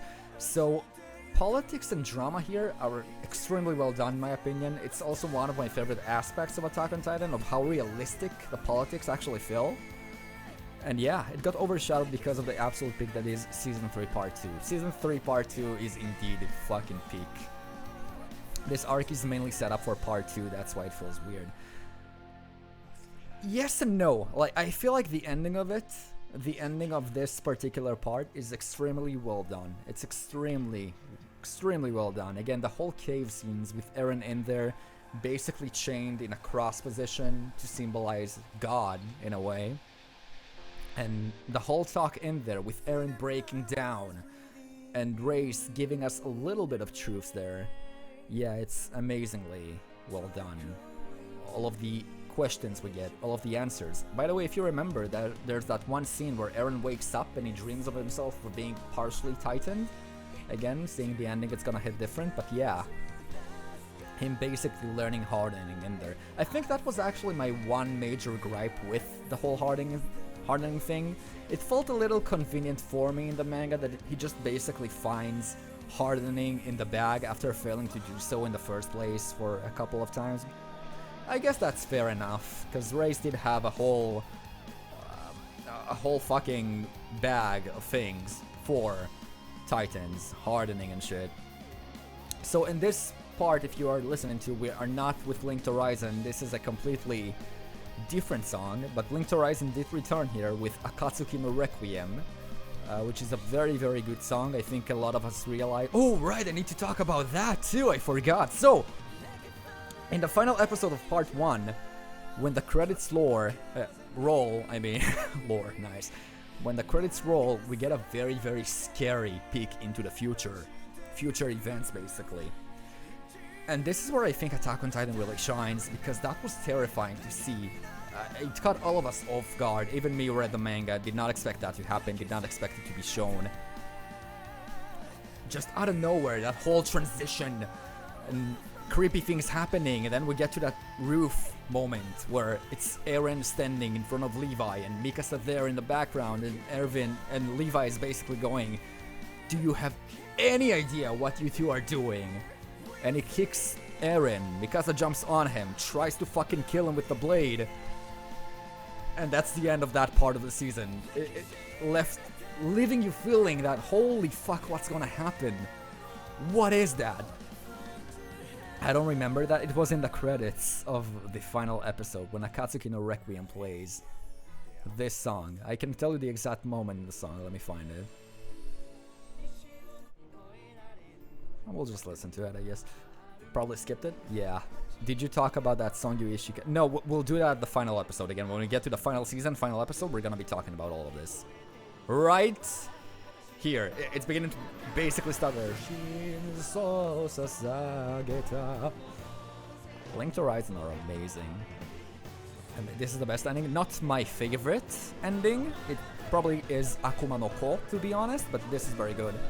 Right here. Right here. My PTSD kicked in. Right there. That's when it happened. Right there. Amazing moment. And again, I'm not gonna talk about it in detail right now, but I'm gonna ask you, who have seen the whole episode, to think about it for a second. What do you think? Why do you think we've seen future memories? You know the answer. This is why Attack on Titan is golden. They have shown us this in a way we thought was just a teaser, but now it's... You know why they did it. You know why Isayama wanted to do that. You know why... What was foreshadowed here exactly. This is the reason, and I fucking love this show for doing that. Q in Season 3 Part 2 Return to Shinganshina. Which is, again... It was my favorite arc. I thought it was peak. I didn't think we'll be able to top it off at all. But I was surprised. So, first episode, we actually returned to Shinganshina. And this opening is in the background. Again, a callback to opening 1 and each and every other opening they made. Anyways, first episode is handled extremely well in the manga too, because we go back to underrated. I totally agree, this is really underrated. A lot of people don't actually like it for some reason. This episode is structured very well. That chapter was structured very well. They basically they go through the forest. We are beginning to realize we are actually going back to Shinganshina, slowly but surely. We go through the forest, we begin thinking with Eren. Eren is actually shaking for the first time. He doesn't know what to do. He is terrified. For the first time in his life, pretty much. I think we've seen him shake like that. Armin is calming him down, Mikasa's with him as well. And we get to Shinganshina. We actually get to Shinganshina and we get to see how ruined it is now. But it feels surreal. I don't like this opening because it sounds like opening 1. That's the meaning though, because you know, in opening 1 we were in Shinganshina. This opening we actually returned to Shinganshina. I think that's very, very well made in terms of that connection. But anyway, we get to Shinganshina in that episode and no one's there. We see a straw, if you remember. We see a straw through the ground, but we are kind of lost on that. We're not sure why we're even seeing that. So many straws in the ground, like, the fuck is that? We thought it was nothing. You can actually hear... Okay, no, we need to talk about this moment in the opening. This little bit of foreshadowing. Listen to this. Wait. There's a reason I'm saying... Listen to this. You can hear the devil whisper in his ear in a way, okay? This is what we're getting here. Because if you remember, what we thought originally happened was Ymir got the power from a deal with the devil. Or this is what we actually got. Anyways, we get to Shinganshina. It's totally... empty. Nothing's in there. Okay, well, I have to shut up for this. Again, the callbacks Link to Horizon are making each and every time is amazing. Shinganshina is totally empty. We don't see anyone, anything. Eren plugs up the wall. Okay. Eren plugs up the wall. Nothing's happening. Okay, that's good. That's good. We blocked one hole. Let's go. He gets out of the Titan. We see his character development. And again, the character development here. What season are we on? We are on season 3, part 2. So the character is like subtle here. Usually you would be annoyed at Mikasa for trying to help him and stuff like that. But here in previous seasons as well, we actually see more accepting with that. Because right here in that moment, we have a special moment where he's losing his clock and Mikasa helps him up. And he's not bitching or anything with that. He's more accepting of her. And, I think it's a cute moment, seeing that subtle development that he has right there. And we go up, and they're beginning to talk. Like, what the fuck is happening? No one's here. How is that possible? The guitar solos are really amazing. Yeah, they are just so fucking good. No one's in the city. Nothing's happening. And Armin suddenly gets the idea that maybe they are in the walls because they keep surprising them and they can't keep letting them get away with it. They can't keep getting away with it. Now, he actually realized this. He actually realized that the Titans were in the walls, so maybe Reiner is in the wall as well. This part of the opening is just so good. Again, a callback to each and every opening, Requiem, previous ending. How are you gonna make a video and talk? You actually can talk for hours about the show. Every time you talk about something, you remember that I need to write a script basically to keep myself on track, but it's gonna be a very long one. So, yeah, they find coffee. That's a nice bit of foreshadowing. He has no idea what coffee is. But they find Reiner in the wall, and before he can even do anything, the fucking goat, Levi, the bloody fucking goat, just jumps from the wall and tries to kill him immediately. He, of course, survives because he's Reiner. We're not gonna let him die. And the arc officially begins with the best fight of our lives, pretty much. Reiner falls down there, if you remember, immediately transforms into the Armored Titan, and we are ready for him. But then, I think each and every one of us had a heart attack. I remember reading that in the manga and being like, holy moly, what's happening? Because we see a flashing of lights behind Erwin and the others before they can even engage the Armored Titan, and it's the fucking Beast Titan appearing with a whole army of other Titans. At the beginning, I thought they may be gonna be shifters because the way they transform, but no, he screamed basically, we know that now. Just appears with a fucking army of Titans in that moment, and it's like, holy moly, it's gonna be Erwin versus the Beast Titan in a way, like commanding each other there, both commanders. But it's about to get worse. Next episode is fairly straightforward. Go to the fight once again, Eren versus Reiner. They are fighting, and Eren once again kicks his fucking ass, throws him away. We get introduced to the new weapon, the Thunder Spears. They actually have a chance to fight the Armored Titan this time around and basically break their armor, his armor, completely. And again, we think he'll be dead here. We think he died. But yeah. We think he died. Of course he didn't. He's the plot Armored Titan for a reason, and to be honest, killing Reiner would be a favor to him. So yeah, Erwin is legit goat. Once again, this soundtrack every time. Reiner survives, and we move on. We think we move on, at least. We see their flashbacks on top of the wall, and they talk.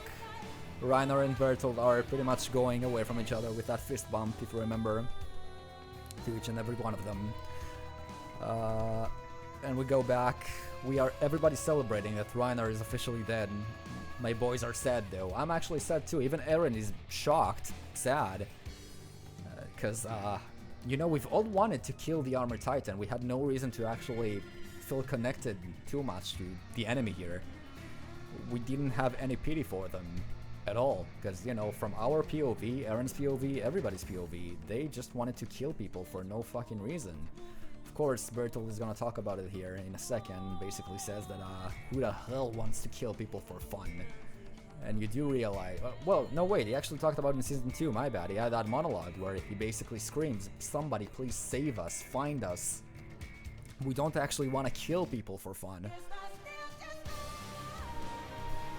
This fucking track, man. Again, lyrics hitting different now. Is that the destroyer? Is that the creator? We all know why those are the lyrics at this point of time, but yeah. Eargasm, same. And just when we think Reiner died, the body starts screaming. And I remember, again, manga and anime at the same time, everyone I watch it with have the same reaction of wait, holy fuck, what's gonna happen? What's going on now? What's gonna happen? And we zoom into the fucking Beast Titan and the Car Titan. This is also the first time we see the Car Titan.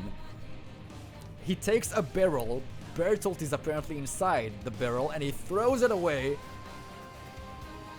And yeah. And we all realize what's gonna happen. It's gonna be... Can we talk about this? Can we talk about this OST for a second? That vocal range? Holy fuck, I nutted twice just now. The eargasm. Holy fuck. Holy fuck. Bro. How can you hate this show? Can I actually ask, how can you hate this show with this shit going in the background? Like, I don't get people who say Attack on Titan is mid. Can you listen to this? How is this mid? Where is the mid? Where? Holy moly, if this is mid, I need to see pick. That's all I'm saying. No, well, not the character. I need to see actual pick if this is mid. Damn. So, Nuke. We're going back to that. All of us pretty much expected a Nuke. Luckily, he hesitates because Reiner is fucking killed. Well, we think he's killed, but he's still alive. He turns around, we have that conversation with everybody else. And, Armin basically tries to stall Bertolt again. Basically talks shit, but it doesn't work this time around. And, well, I guess I chose the wrong track here. This is the track that plays when Bertolt is flying through space and time, and we all expect pretty much death. Imminent fucking death here. By explosion, but that's not what's gonna happen here. Mikasa tries to attack Bertolt, but he's completely different. He's actually resolved himself. And again, a lot of what he says actually makes sense now. But he also ends with this world is extremely cruel, which is a motive that, well, a motive that actually comes back in Attack on Titan each and every time because it's true. Their world, I don't want to leave it there. But he accept that the world is cruel and he has to do what he has to do. This is actually the Beast Titan OST, by the way, with lyrics. Pretty fucking good. And the most insane thing is how the opening spoiled it. Yeah. I remember me and other manga readers were like, wait, they're showing the whole fucking arc in the opening. Why are they doing that? And when an anime only watches that, it's like, yeah, cool visual. So many things are foreshadowed within that opening and a lot of people miss that. Anyways, Bertolt just fucking transforms. One of the best characters, I agree. Beautifully written. He transforms in the city, if you remember. Everyone died. We even think Kanji died and everybody else. Aside from Eren, Armin, Connie, Mikasa, and John. And Sasha, of course, the GOAT. Fucking hell, Hirayuki Sawano. Isra Warriors, thank you for the follow, appreciate it. Thank you very much. This song, I have nothing to say. This show has an amazing soundtrack. But anyway, just as we think, things cannot get any worse aside from a fucking nuke going on in the city and everybody like dying from our POV. Spoiler alert, it gets worse. It gets a lot worse, and well, I think playing this track here will make you realize how. Because the Beast Titan is not just standing there menacingly as much as we wanted it to be. The Beast Titan has figured out the one weakness that human body has, which is rocks. And I think the way they did that in the anime is so terrifying. Like in the manga it was horrifying as well, but in the anime, like him throwing those rocks, everybody just fucking screaming, dying, and actually the red mist in the air from all of the blood, like that's just such a terrifying atmosphere that's created, insanely terrifying atmosphere that's created.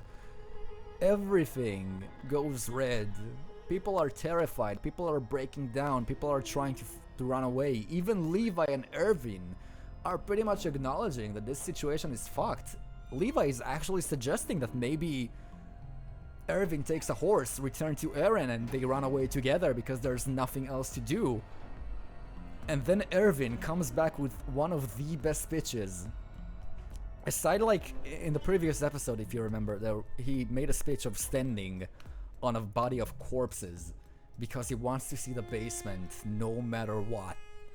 Which is an amazing speech, but right here, okay, fuck it, we're going into teary mode, okay? We're doing that. He begins talking Levi tells him to give up on his dream and die because Erwin has a plan, but everybody will die aside from Levi. Levi finally releases him. He tells him, give up on your dream and go die. And they all charge together in one of the moments that make me just go like this and cry my eyes out. They are running together. We get this flashback here. This is where we are introduced to Flock as well, which is gonna be a very important character.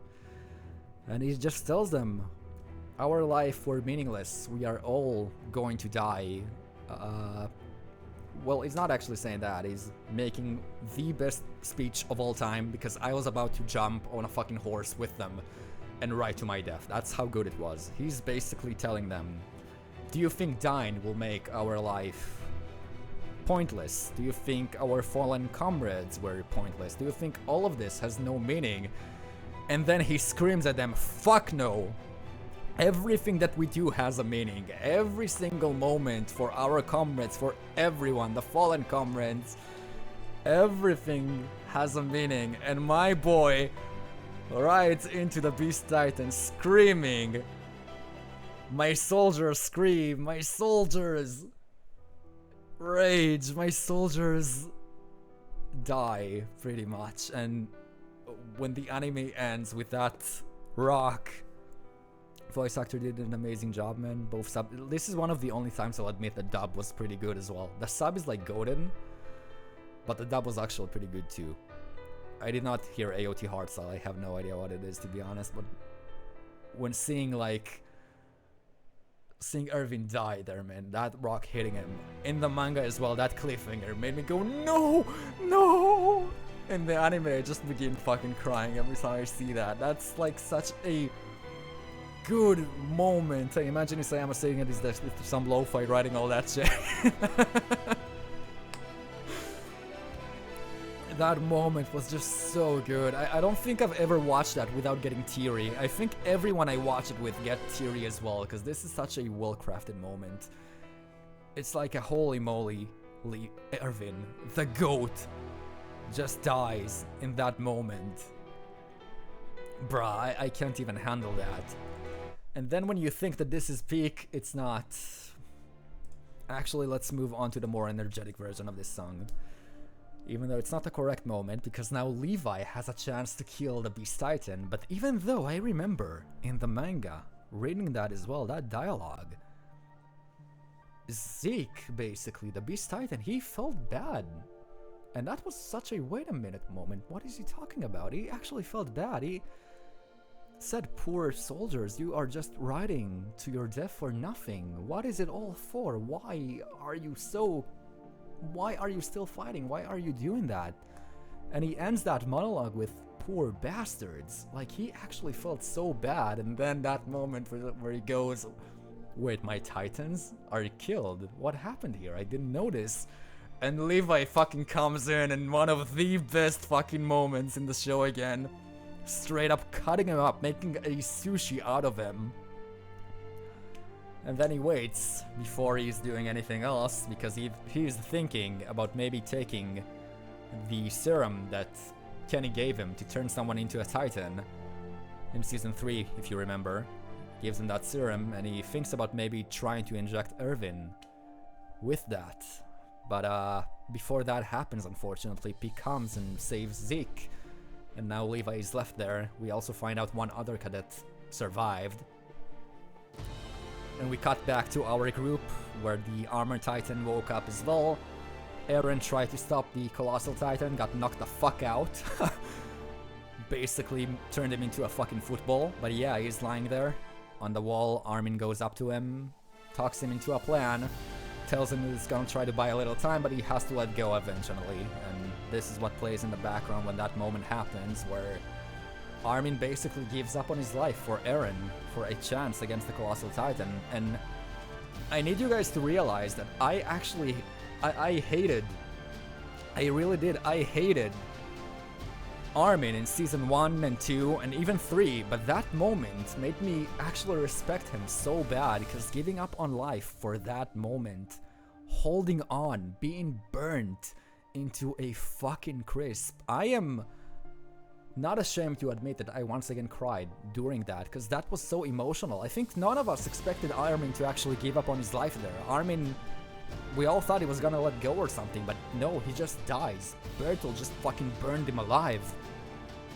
And then Eren comes up behind him, saying gotcha, and cutting Tota, exactly.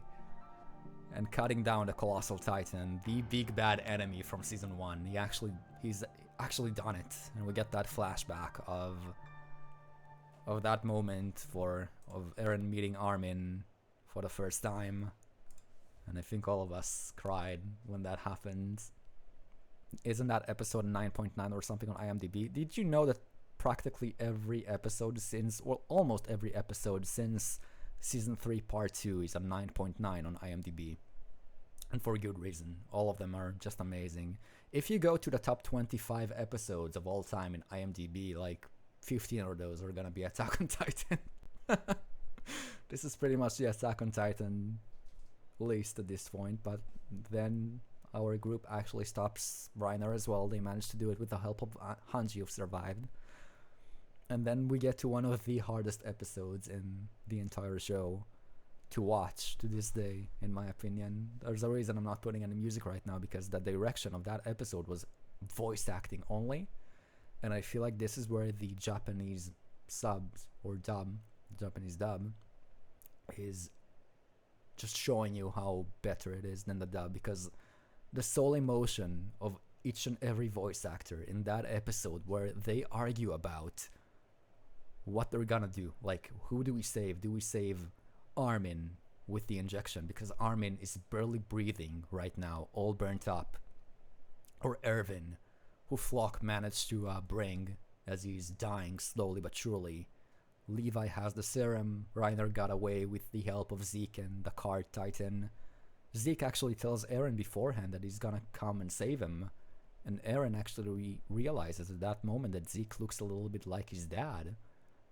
And Zeke actually looks like, for the first time, he cares about someone, but then they go away, and we have that especially hard moment of who do we need to choose. And by the way, in the manga, fuck you anime onlys, we had to wait a month. That ended on a cliffhanger, and we had to wait a month to actually know what happened. We all thought Zeke was Eren's dad. Nah, we knew that Grisha was eaten by Eren. So no, we at the beginning we actually, I think you meant Erwin. Yeah, we actually thought at the beginning that Zeke was Erwin's dad. I think you confused Eren and Erwin here, which makes sense. But yeah, now we realize that there's some sort of connection between Eren and Zeke. But we didn't even get to think about that, because this moment of who do we save? And I want to actually hear from you guys now. Who did you want to live there? Because those dialogues were emotional as fuck. Like, even I, who knew what was gonna happen, I still was so emotional back then. And I wanted Erwin to actually survive. I actually was Team Erwin for that, because I felt like Erwin could do a better job than Armin. And I really wanted Erwin to survive. I agreed with Levi. I thought Flock gave two arguments that were okay, and then he made me realize, Flock himself made me realize, that maybe Erwin is not the correct choice, because Flock said, we need a devil. We need a devil to lead us right here, and Erwin is that devil. Armin can't be the devil. Erwin has to be the devil. He has to suffer with us. And I was like, wait, man, shut the fuck up. I don't want Erwin to suffer. But when Levi was about to, before I talk about that, maybe seeing Eren and Mikasa's reactions actually made me so sad again, because I was Team Erwin on one hand, but on the other hand, I knew that for Eren's sake, I needed Armin to survive, for Eren's and Mikasa's sake, because again, Eren at this point in time became my favorite character together with Erwin. Mikasa was also someone I really liked. I hated Armin, but I liked them and their dynamic and everything, and I wanted Erwin to survive there. But when Levi made that choice of actually, he tried to inject Erwin, and I was sure Armin was gonna die. I was actually sure Armin was gonna die. But then we got a answer to a question that was raised up in season 3 part 1, if you remember, which is Erwin asking his dad, what do you think there's outside the world? Or yeah, and then when he talked accidentally, he lifted his hand up, and well, we actually heard that question from Erwin from the first time. How do you know there's no one outside the wall? And when Levi looked at Erwin, then I think we've all realized that the choice has to be Armin at that moment, because Levi also told Erwin to give up on his dream and die, and that was the exact moment he needed to actually die and not come back, because it would all be for nothing. So Levi chose Armin, and we got Armin as the Colossal Titan, which was surreal to think about at that point of time in the manga, and I'm sure in the anime as well, thinking that the Colossal Titan from episode 1, the god of destruction, as we would later learn is his nickname, he actually is now Armin. And I felt like Armin was not the correct choice, to be honest. I thought it was the correct choice for Eren and Mikasa, but for a long time I didn't think Armin was the right choice, especially during season 4. But again, we'll get to that, because that's what the author actually tried to do. He actually tried to make Armin think he was not the correct choice as well. He says that himself. But yeah, in that moment when Armin is chosen,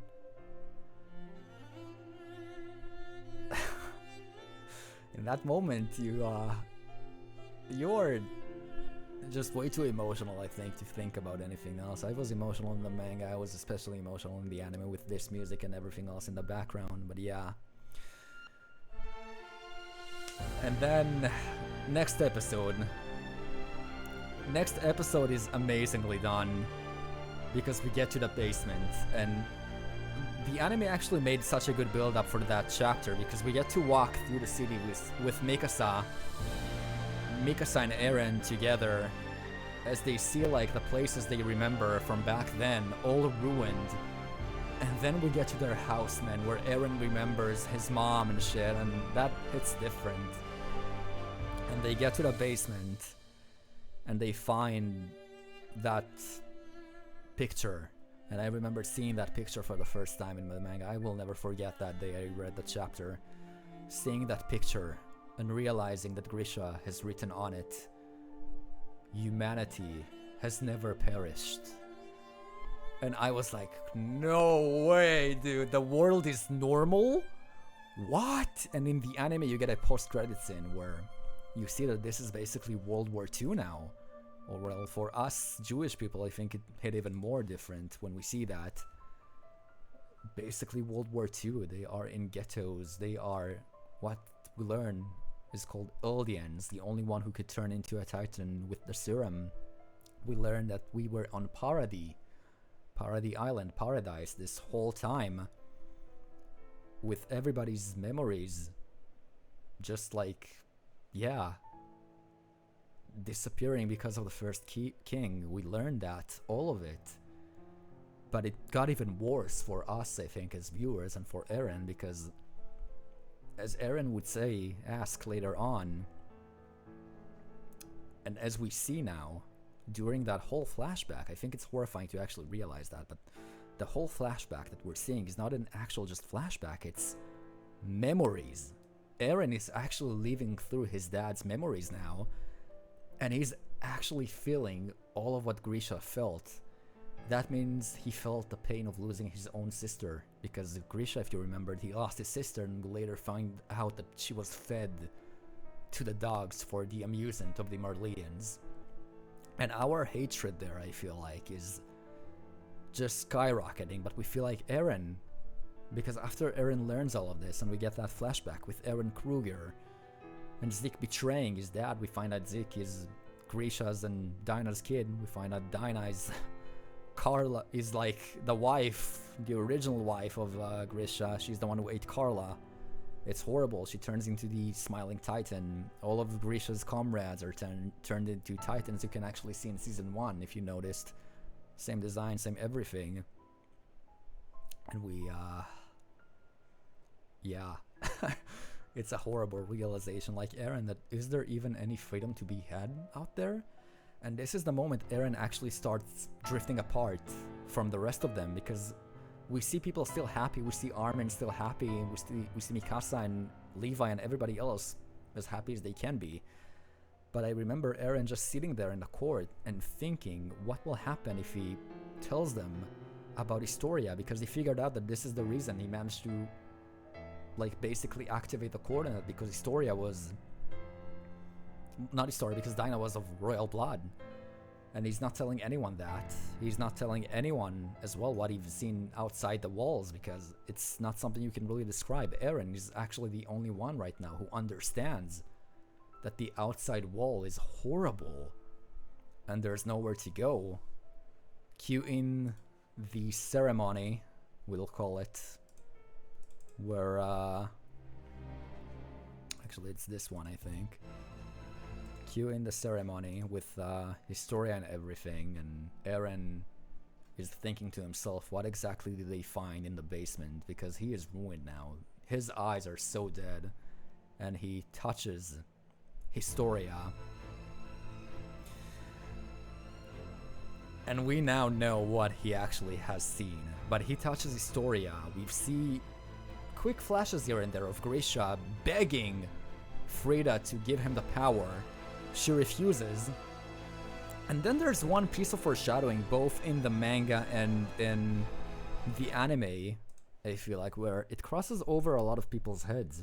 We see everything from Grisha's POV after all, right? In that flashback. But then for a split moment, we actually see Grisha's face. And I feel like none of us actually asked, why do we even see Grisha's face? Because we shouldn't be able to see his face. It shouldn't be possible. It's his memories, his POV. I mean, we'll find out in season 4 why it's possible, of course, to see his own face. But that moment pretty much changed everything. And I remember seeing Eren's look for the first time in that moment, and we all realized something changed right there, because he had this horrifying look on his face that is not just explained, but what we've seen with him. Because I feel like seeing Grisha beg for mercy is something we knew that was gonna happen, but we didn't really understand how horrifying what he has just seen is. And there's a short time skip. All of the Titans on Party Island have been destroyed. We'll go back to this amazing music once again, TKT. And we get to this scenery right here. We get to see the ocean, actually, for the first time for them, which is an amazing moment. But then again, you realize this is not the first time for Eren to see the oceans, because the first time Eren has experienced the ocean is through his dad's memories. As he's saying, he actually tells everyone there, everything is exactly as I've seen in my dad's memories. They encounter a Titan on the way there, if you remember. This shows how greatly Eren developed as well. Eren says that that Titan is just a comrade, no reason to hate him. And they get to the ocean, and then something horrifying happens. Eren asks, if we kill all of our enemies right there, would we finally be free? Would that be enough? Do I need to keep on killing? Do I have to keep killing? And I remember when that chapter came out, we tried to analyze it in the manga. We didn't really understand exactly what he means by that. What is he planning to do now? Do we... Because he asked it so sad. He was like, if we kill all of our enemies right here, if we kill all of them, will that really finally give me the ability to be free? Will that really give me freedom? Will that be enough? I don't think anyone realized how wrong we are with... Well, not wrong, but I don't think anyone here realized what he exactly means by that, because we learned at this point that he has the coordinate, we learned there are titans in the walls. But yeah, he arrived at the ocean, and hearing this in the credits and seeing like past moments and war going on and realizing how seeing the ocean is not freedom, it's so much worse than that at this point. Yeah, that was season 3 part 2. Literally what we thought was gonna be the peak of the show. Like, we didn't think this was gonna get topped off at all. Like, no way it's gonna get topped off. And I remember when that chapter, again, this is one of those chapters. Oh right, I forgot about the Attack Titan. Basically, we finally find the name of the Attack Titan, Eren's Titan. This is where we find out Eren's Titan is named Shingeki no Kyojin. This is where I began reading the manga in Japanese as well, so hearing that title drop was amazing. I don't think it was translated correctly. Well, you can't really translate it into "We are the Attack on Titan." No, it's Shingeki no Kyojin, the name of the show, and I feel like everyone, we're like, how did we not notice this? Shingeki no Kyojin, that's such a good plot twist. That's the name of Eren's Titan. Shingeki no Kyojin, we finally got a name for it. Eren is the Shingeki no Kyojin. Eren is the Attack Titan. Peak moment, in my opinion. And again, that moment where he's basically doing the pose thing and like he's doing the pose and Hanji laughs at him, it just goes to show, in my opinion, how disconnected they are gonna be. Like, Eren is going through something else entirely, and they are making fun of him right now. So this is our first clue that things are gonna go to shit. But yeah, look at this. This is the view that we wanted to see for so long, and yeah, here it is. In such a bittersweet moment. Amazing moment in the show. That was season 3, part 2. What were your thoughts about it, guys? The first time you've seen this show. What's so cool is that Jews don't actually have different blood from other people, but the aliens actually can transform into a monster, so you can understand the hate they got. I don't think it's enough to justify the hate that they got. Like, I can understand being scared, but the treatment they got is horrible. And this is where the politics in AOT are going to be amazing. This part was a great point to end the series, with them going outside the walls and seeing the ocean. Would have been a great open ending to show. It could have been a great open ending, but we had a lot of answers to do here. You know, the series is peak when I remember all of these moments after so long without any recap. Yeah, like, these are just things you can't actually forget at all. And again, seeing all of these moments, thinking about all of these moments is making me emotional. But again, I will get extremely emotional when we talk about the final episode and the final season in general, because that was where I, like, up until this point, I was super into AOT. I didn't think I could get even more into it, and here we are. I got even more into it during season 4. And I remember when this chapter came out, when we see the ocean, I actually thought about, like, what now? And I think all of us were in that spot when people were waiting for season 4. What now? What do we do now? Like, what's gonna happen now? I don't know what's gonna happen now. What's the next move? Like, what's the next chapter gonna be about? What is Eren going to do after this? And well, I think we know. I think we know the answer to that. And well, this is where we begin talking about season 4. This is where the first half of Attack on Titan ends, in my opinion, and we get to the second half of the show, where everything is gonna change, including our main character. So forgive me for cutting this song short, and let's go ahead and get into season 4 right now.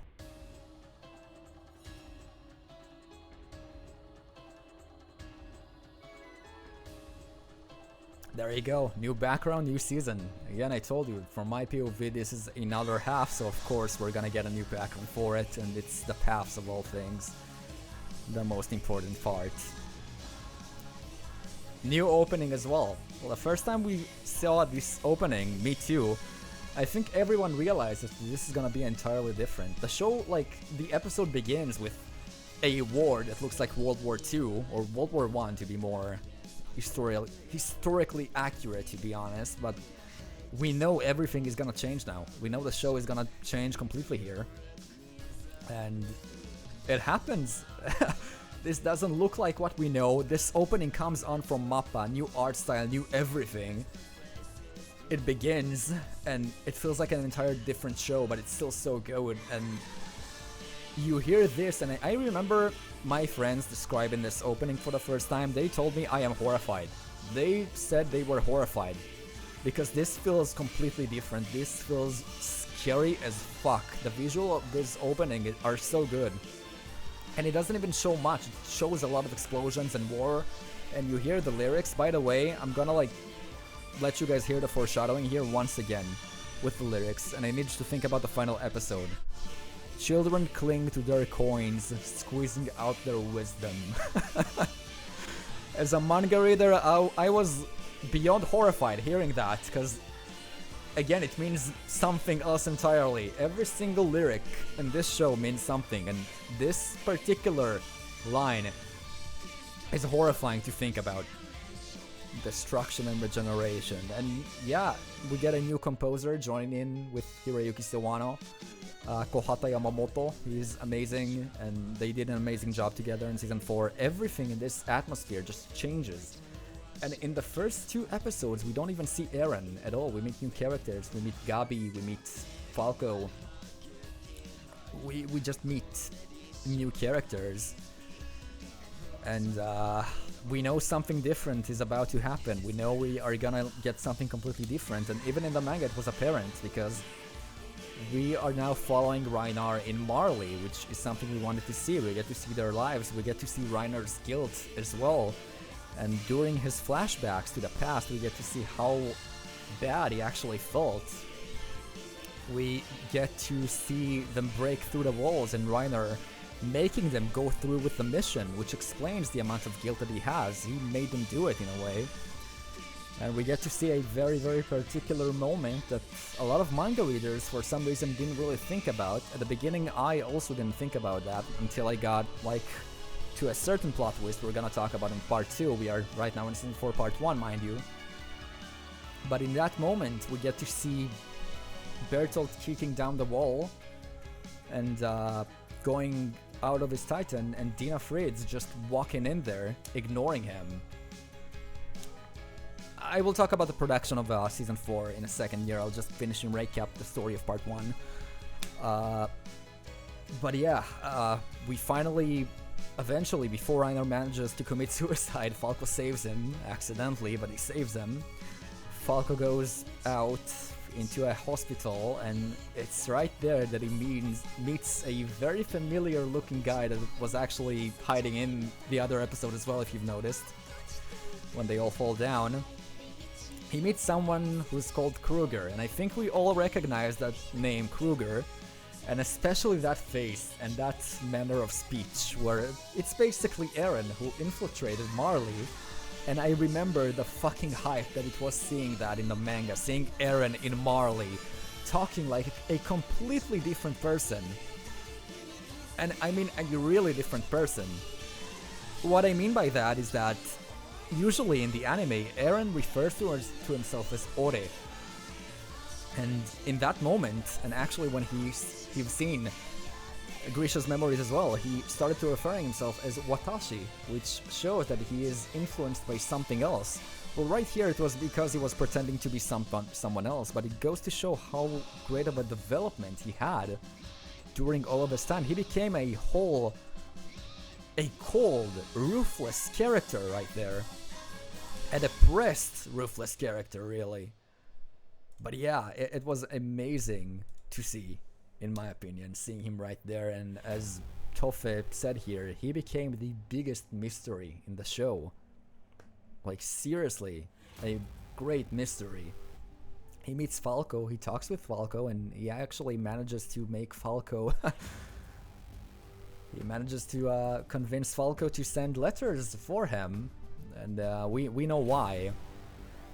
he managed to, he sent those letters. He told Falco it was to his family, but it was actually to his friends. And before that, yeah, the talk with his grandpa, you could see how much he changed and how much of a cold bastard he has kind of become. But he just became my favorite protagonist ever and the best character I've ever seen in each and every scene. We have gotten to a point where, up until now, when you think about it, Eren was dragged along by the story. Everything that happened made Eren follow it in a way. Eren was a slave to the story. But in Season 4, Eren actually made this, like, he actually dragged the story with him. So instead of being dragged by the story, he started dragging the story. The story started following him. And yeah, exactly, the story was a slave to Eren, and I think it's amazing making that switch in that way and showing his talks with everyone, especially his talks with Reiner under that, like, in Declaration of War, still one of my favorite episodes of all time, seeing like Eren talk with Reiner right there, speaking with them. Yeah, it was an emotional moment. Eren listening to Reiner. Ashes on the fire, dude. I think we'll talk about the ending in a second. I think what I'm about to say will make you greatly appreciate the story more. And if not, then that's okay. Like, it's not for everyone. That's completely fine. This track. We get to Declaration of War, where Willy basically announces war against Paradis Island. Eren has a talk with Reiner, and FYI, when we read that in the manga, like, a lot of theories were gonna be that Eren is gonna work together with Reiner. He's gonna convince him to work together with them. And I think we all know how that ended up going, because that moment in the manga was like so surprising to all of us. All of the chapter, that feeling of Eren was gonna work with Reiner, it was there. It was like, I thought that's gonna happen. He reached out to Reiner, he gave him his hand when Reiner was crying and begging Eren to kill him. Eren just told him, I was right, I am exactly like you. We are the same. And he gives Reiner his hand and just tells him, as Orkel said here, I will just keep moving forward. Reiner goes, what? What? Until my enemies are destroyed. Teki o kuchiku suru made. And when you see his eye starts to glow, you don't even have time to react like Reiner. Like, even in the manga, I remember going, oh wait.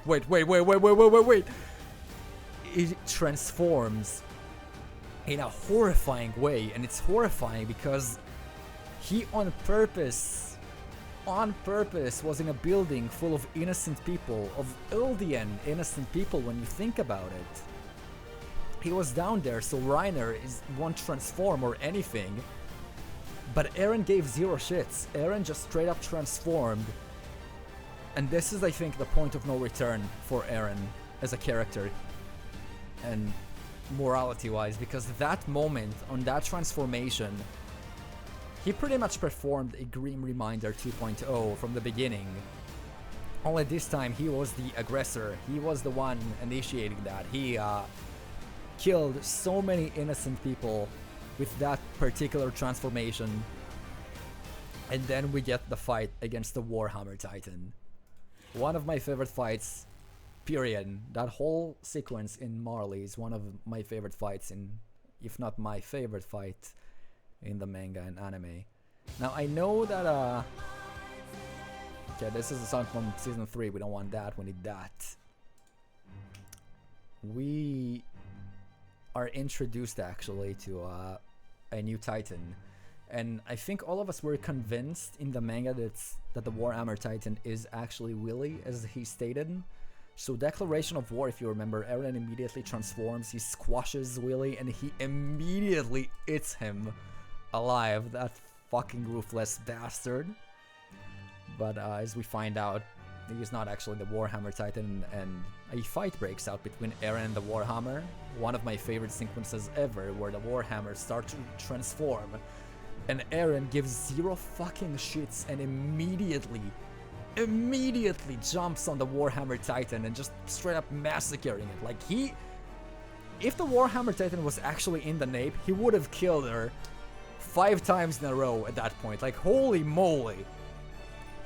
Well, I guess there's a reason he's called the Attack Titan and not the Weight Titan, but okay.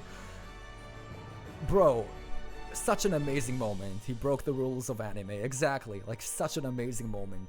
Brozy is a fucking savage, and I do think the CGI looked a little bad at certain moments in part 1. I think they could have maybe done a better job. Well, I know why it came out looking this way in part 1. They didn't have a lot of time, the poor bastards. They were overworked. And I think for the amount of time they had, the fight looked amazing. But I can admit that it didn't look as good as the rest of the fights now and in the future and in the past. But it's still a very, very good fight, and luckily the story just was so good. It started to get better. Yeah, exactly. It's just that fight looks a little weird. I'll admit to it, but it's not bad at all.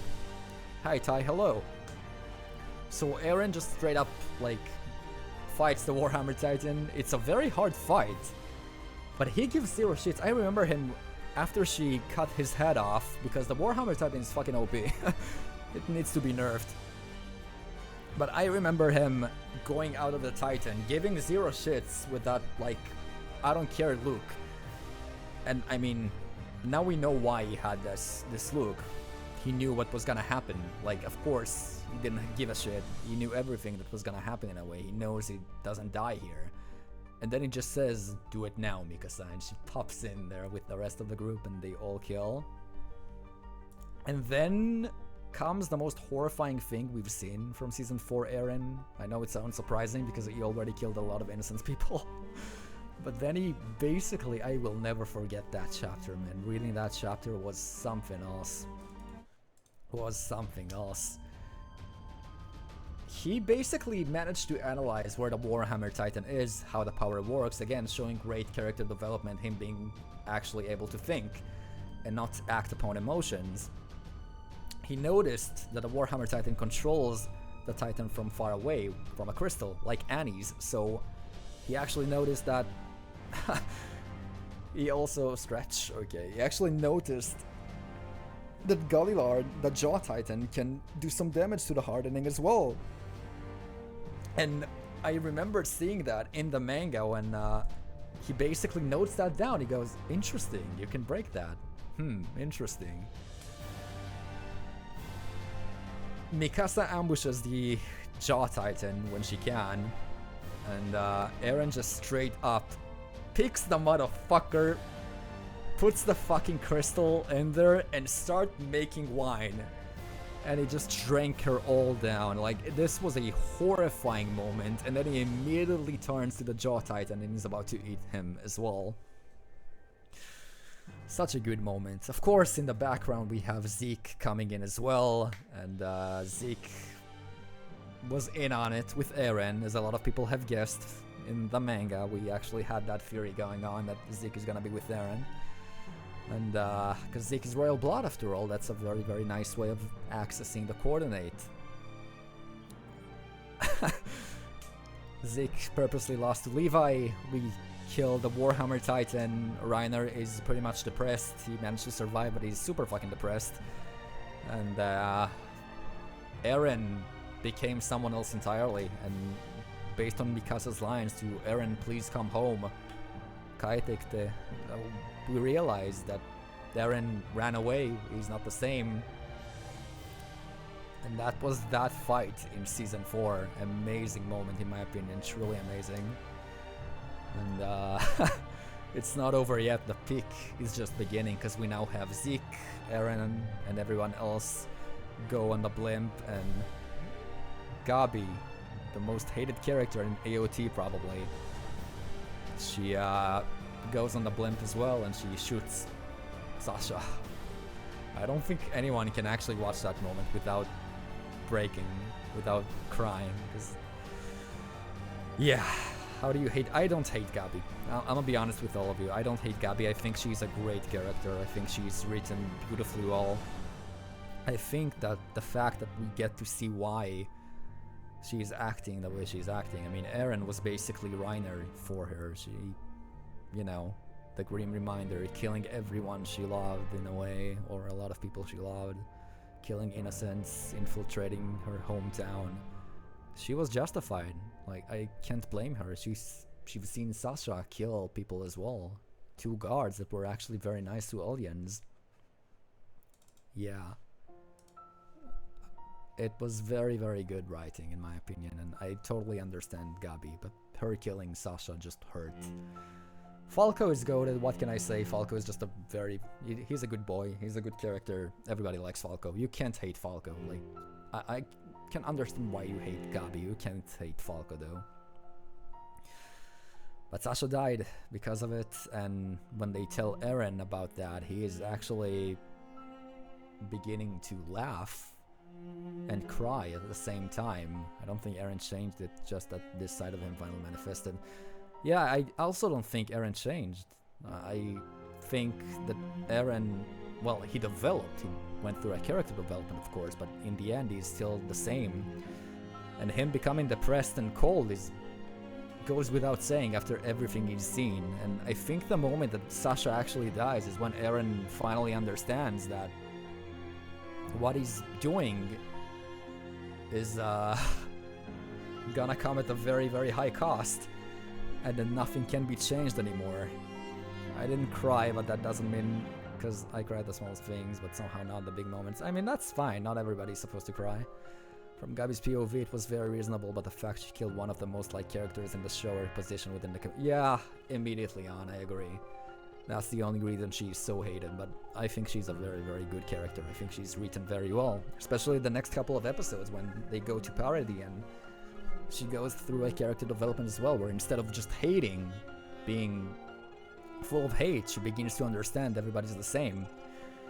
But yeah, Sasha died because of it, and we get to Parody Island, and we get some flashbacks of what happened during the 4 years. We get to see what Eren has been up to for 4 years. And yeah, a lot of things go down there.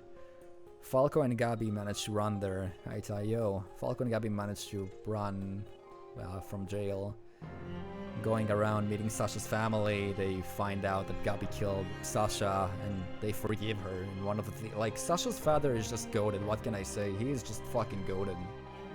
That forgiveness, forgiving Gabi for killing his daughter, was such a good moment, especially when Niccolo, a Marley, I want to say prisoner of war really, or a honorary Marleyan in Parody, he actually, a volunteer I guess, he helped with that. He wanted to kill her too because he was so attached to Sasha, but yeah, I think Sasha's death is an example of a good death because the character had an arc unrelated to her death, and her death had effects even after. Yeah, that was very, very well handled. And we as viewers got attached to her too, so it worked out fairly well.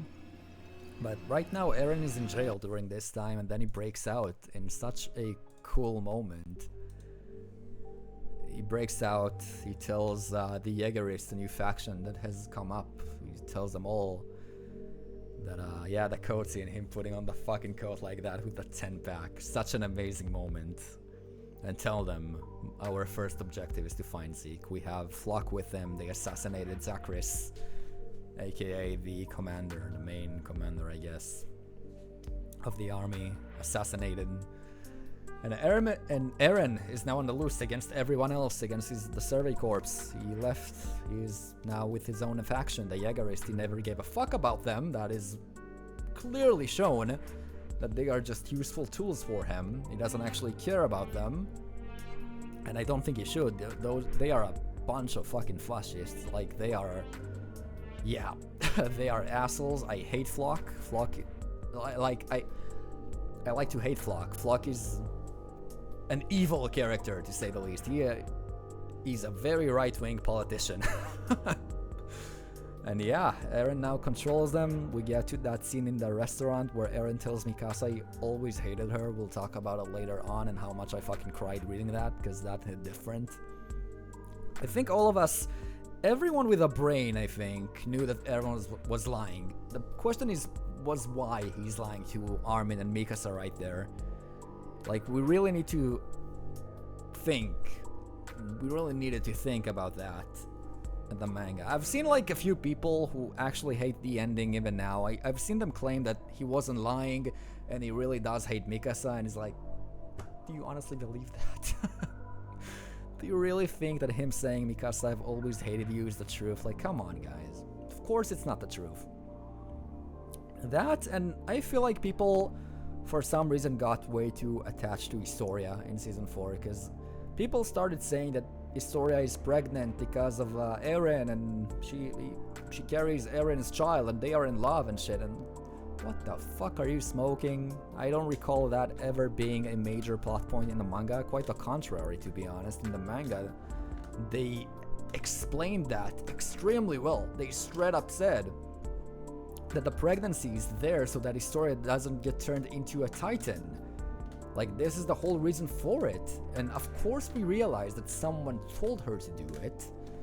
And that was the mystery there of why would someone tell her to do it. But yeah, we, like, pregnancy, Eren's the father, what the fuck were they smoking? I tell you, some shippers are built different. I have not seen anyone I watched the anime with actually claim that Historia's child is gonna, Historia's, like, husband is gonna be Eren. We were told it's the farmer because it doesn't matter who the husband is. The whole point of the pregnancy is so that we need to work with Zeke. That was the whole point, so we have a reason to work with Zeke. Anyways, we get to Savagery, if you remember that episode, with Zeke and Levi in the forest. Zeke trying to get to Eren, so he lets everyone drink the wine. An amazing plot twist in Season 4. The wine had spinal fluid in it. Zeke, spinal fluid. We now know what's gonna happen with Zeke. Is gonna scream. And he screams in the forest. And everyone else who drank the spinal fluid as well get turned into that. This OST is a little too happy for us, isn't it? Let's go to Guilty Hero, which is gonna make me cry after the new episode, but you know. He makes everyone into a titan in the forest. Levi manages to chase after him, and we get Zeke's backstory now, which is extremely sad, but such a good episode. We get to learn Zeke's ideology and what the plan, so-called, he has with Eren. The plan for euthanization. The only way to stop this cycle of hatred, according to Zeke, is the euthanization for the Eldian people. That way we can have the 50 years plan. This music in the new episode was like, yeah. That scene with the baby just hit different. Anyways, the 50 years plan where Paradis does a partial rumbling to make other countries not attacking them, and yeah. It's an interesting plan. This plan could have worked, but it does go against everything Eren wanted, in a way. Eren tells Zeke he agrees with them and that they will do it, and Zeke, being searching for any kind of love from anyone, to be honest, wanted to think that his brother is actually with them. And then we get to the final episode of Season 4, Part 1, with Marley invading, and Eren. Okay, we need to talk about this scene where Peak is basically infiltrating and points a gun at Eren and tells her to come with them. Tells him to come with her, and Eren is like, you're not gonna shoot. Like, I don't give a fucking shit. Bro is a maniac. He was straight up, you are not going to shoot. Why am I still alive then if you could shoot me? What the hell are you thinking you're gonna do here? Like, you have no position of power in this scenario. And like, holy moly, Eren. You just built different. They go up to the roof and she just asks. He asks her, show me where the enemy is. She points at him. Cue in ashes on the fire. And that's the end of Part 1. I think MAPPA has done an amazing job with Attack on Titan Season 4 in general. And they are one of my favorite studios right now. Like, they are doing such an amazing job with everything. You can tell they really love this project, and you can tell they gave every ounce of their ability, every blood, sweat, and tear into this project. And I think AOT wouldn't be the same without them. Wit Studio has done an amazing job, I'll admit. Amazing job. And Mappa has also done an amazing job. Both of them deserve a lot of credit, especially with the schedule they had for part 1. And I know people are annoyed we had to wait for so many parts, but like, with how the show has turned out, I think it's fair. But yeah, that was Season 4, Part 1. I know we had a major shift here, and I want to hear your guys' thoughts actually before we move on to talk about Part 2. Because I absolutely love all of Season 4 together. Season 4 is my favorite part of the show. And when I say Season 4, I mean Part 1, 2, and 3 all together. If I had to choose a particular part being my favorite, it might actually be Part 2. But all of Season 4 together truly is my favorite part of the show. And I know like that Season 4 is a little more convoluted, I want to say, because the change that we have here is so different compared to what was before. It's an entirely different show in a way, and I think it's amazing that Attack on Titan can actually do this so well. I don't think this would actually work with like other shows with how well they've done this here. I cry from this ending when I drive my car. Yeah. Even if my bones turn to ash. When I watched that part, I thought to myself, if you continue like that, I will like you more than I like you right now. Reading each and every chapter in the manga here, I could not wait for new chapters. It was just so good. And by the way, this is in part 2. This is my favorite volume. Do you see this path here, like what we have here behind? This is my favorite volume of all time. This volume is just so good. Seeing Ymir here for the first time, the cover, seeing Eren, everything culminating in this fucking volume. Everything that happens here is just so good. It's amazing. But all of Season 4 is just so good in my opinion. Season 4 is so good. And now when we waited for part 2, the manga actually finished during this in April 2021. The manga officially finished. This was the final volume, and for those of you who watch the ending now, I think you'll recognize this and how sad this actually is. The cover is so depressing. This cover is so depressing, and for the first time I'm gonna say my thoughts about the ending. I loved it. I loved the ending of Attack on Titan. I absolutely loved it. I loved everything about it, even reading this in the manga. Now, I will say two things here before we jump into the whole final arc of the ending. And if there's someone here in the chat who doesn't like the ending, please stay for this part, stay for all of what we're gonna talk about here. This may make you love it. I need to tell you two things. One, I think the original translation for the final episode, for the final, chapter, was dog shit. I think it was horrible. Like, the original translation was horrible. We had some lines in there like, Eren, what a man you are. Or, Eren, thank you for becoming a mass murderer. That's not the fucking translation, guys.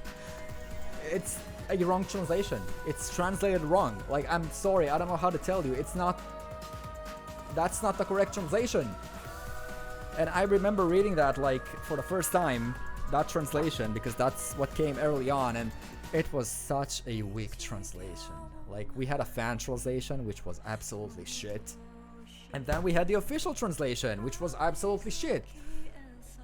If I read this translation instead of the Japanese version, I honestly don't know if I would have liked the ending as much. But reading the Japanese version, and thank fuck, was miles better, wasn't bad at all. Was not bad at all. So let's talk about it, because from this moment forward, if you have not watched the final episode of Attack on Titan, if you have not watched the ending, you need to do that now. You need to go and do that now. Maybe come back to the stream later if you want to hear my thoughts and my interpretation of things. Okay, I'm giving this warning right here, right now, because I am going to be talking about a lot of things related to the ending and connecting them for you. I am going to be reading your guys' thoughts on the ending and questions you might have on the ending, because I'm pretty sure but this is how it was intended to be. This is how I understood the ending. This is how my friends, when we watched together, understood and talked about the ending, and everybody loved it. And I hope this will do the same to you. If you already like the ending, I hope this will make it even better for you. Isayama rewrote the scene between Armin and Eren in the anime himself. Isayama rewrote everything for the anime, just so you know. Every single change you see in the anime is Isayama doing. Like, the production team fully respected Isayama, and they gave him a lot of input room for that. So, once again, final chance. If you have not seen the ending, you should not be here. Starting now. Well, come season 4, part 2, we manga readers already knew the ending. The people who hated the ending are mostly, and I'm sorry to say that, Eren and Historia shippers who have decided something else entirely in their head. Like, they convinced themselves that Eren and Historia are gonna be doing a 30-minute sex scene in one chapter, which is completely stupid in my opinion. I've never seen the dynamic between those two, to be perfectly honest. And I want to say that romance was never the strong not the strong point, was never the main point of Attack on Titan, but as we're gonna find out now, the theme of love was always there from the beginning, and the whole plot twist with founder Ymir is actually something I managed to guess beforehand. That was kind of like what's gonna happen. When I watched season 4 part 2 with anime only friends, all of them gave the same comment regarding Ymir, which is, damn, she must have really wanted someone to love her, and I think that's showcased extremely well, both in the manga and the anime, and especially in the anime. But, well, the first time you launched the new episode of Attack on Titan Season 4 Part 2 just came out, you hear the best opening in the show, in my opinion, and you see the best opening in the entire show, animation as well, which is...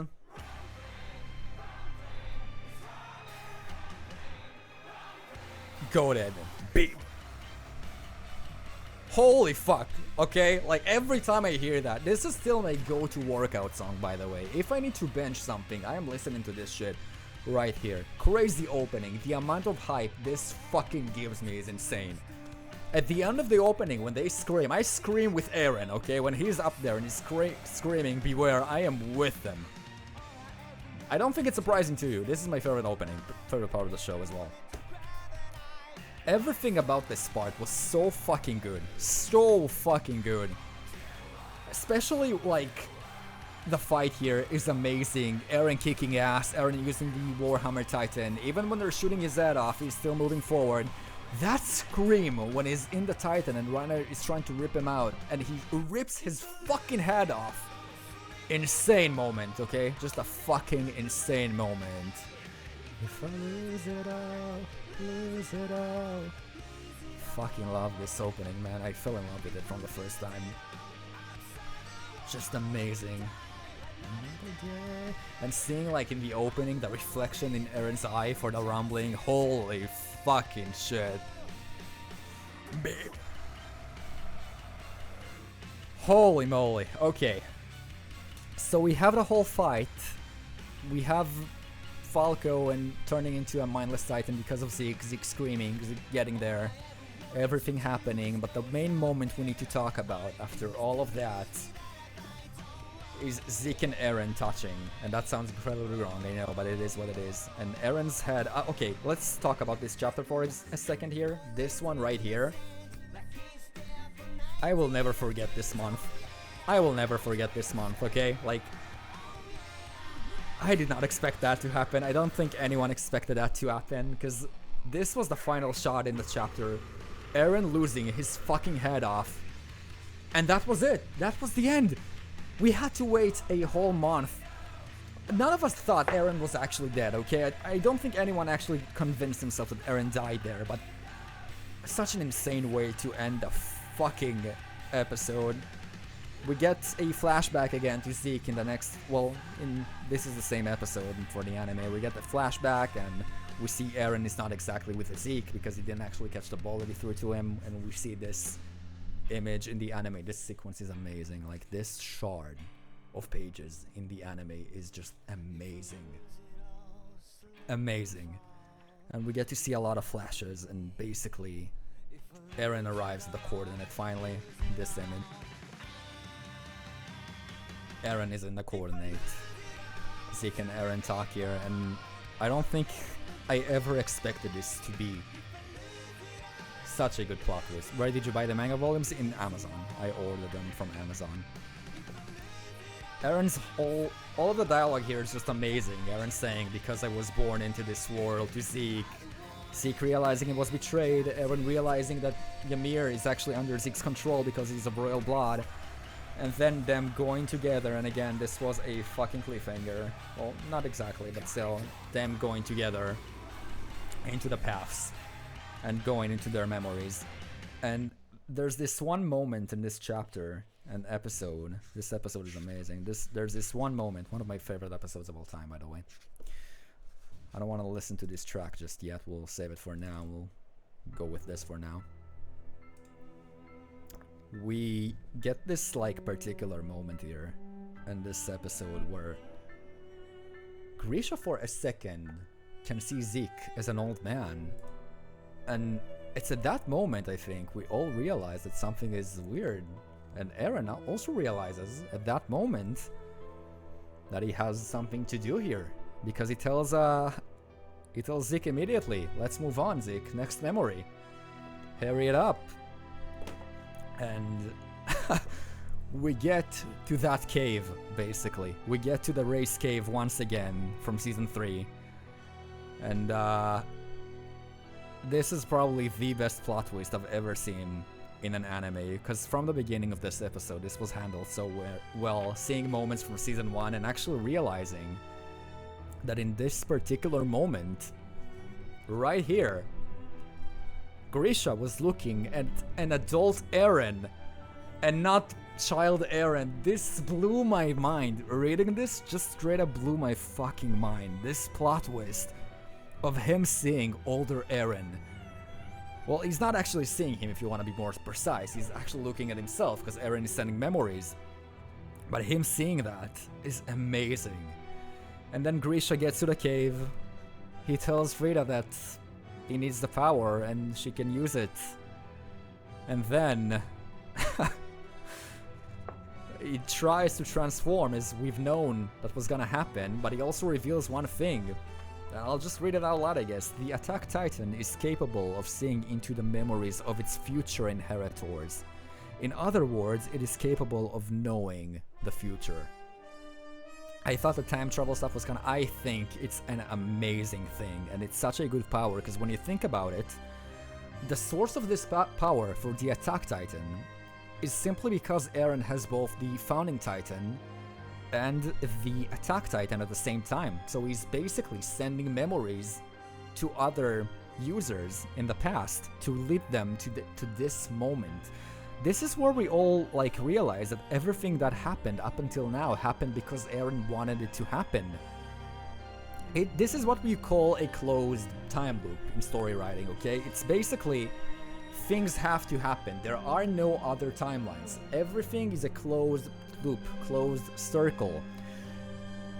And you may now begin to think about a twist in the final episode that I know a lot of people hate, but if you like this plot twist, and I know they did, a lot of those people, if you like those plot twists, you have to like this plot twist, as Kfir is saying, the death of his mom. Eren had to make that happen.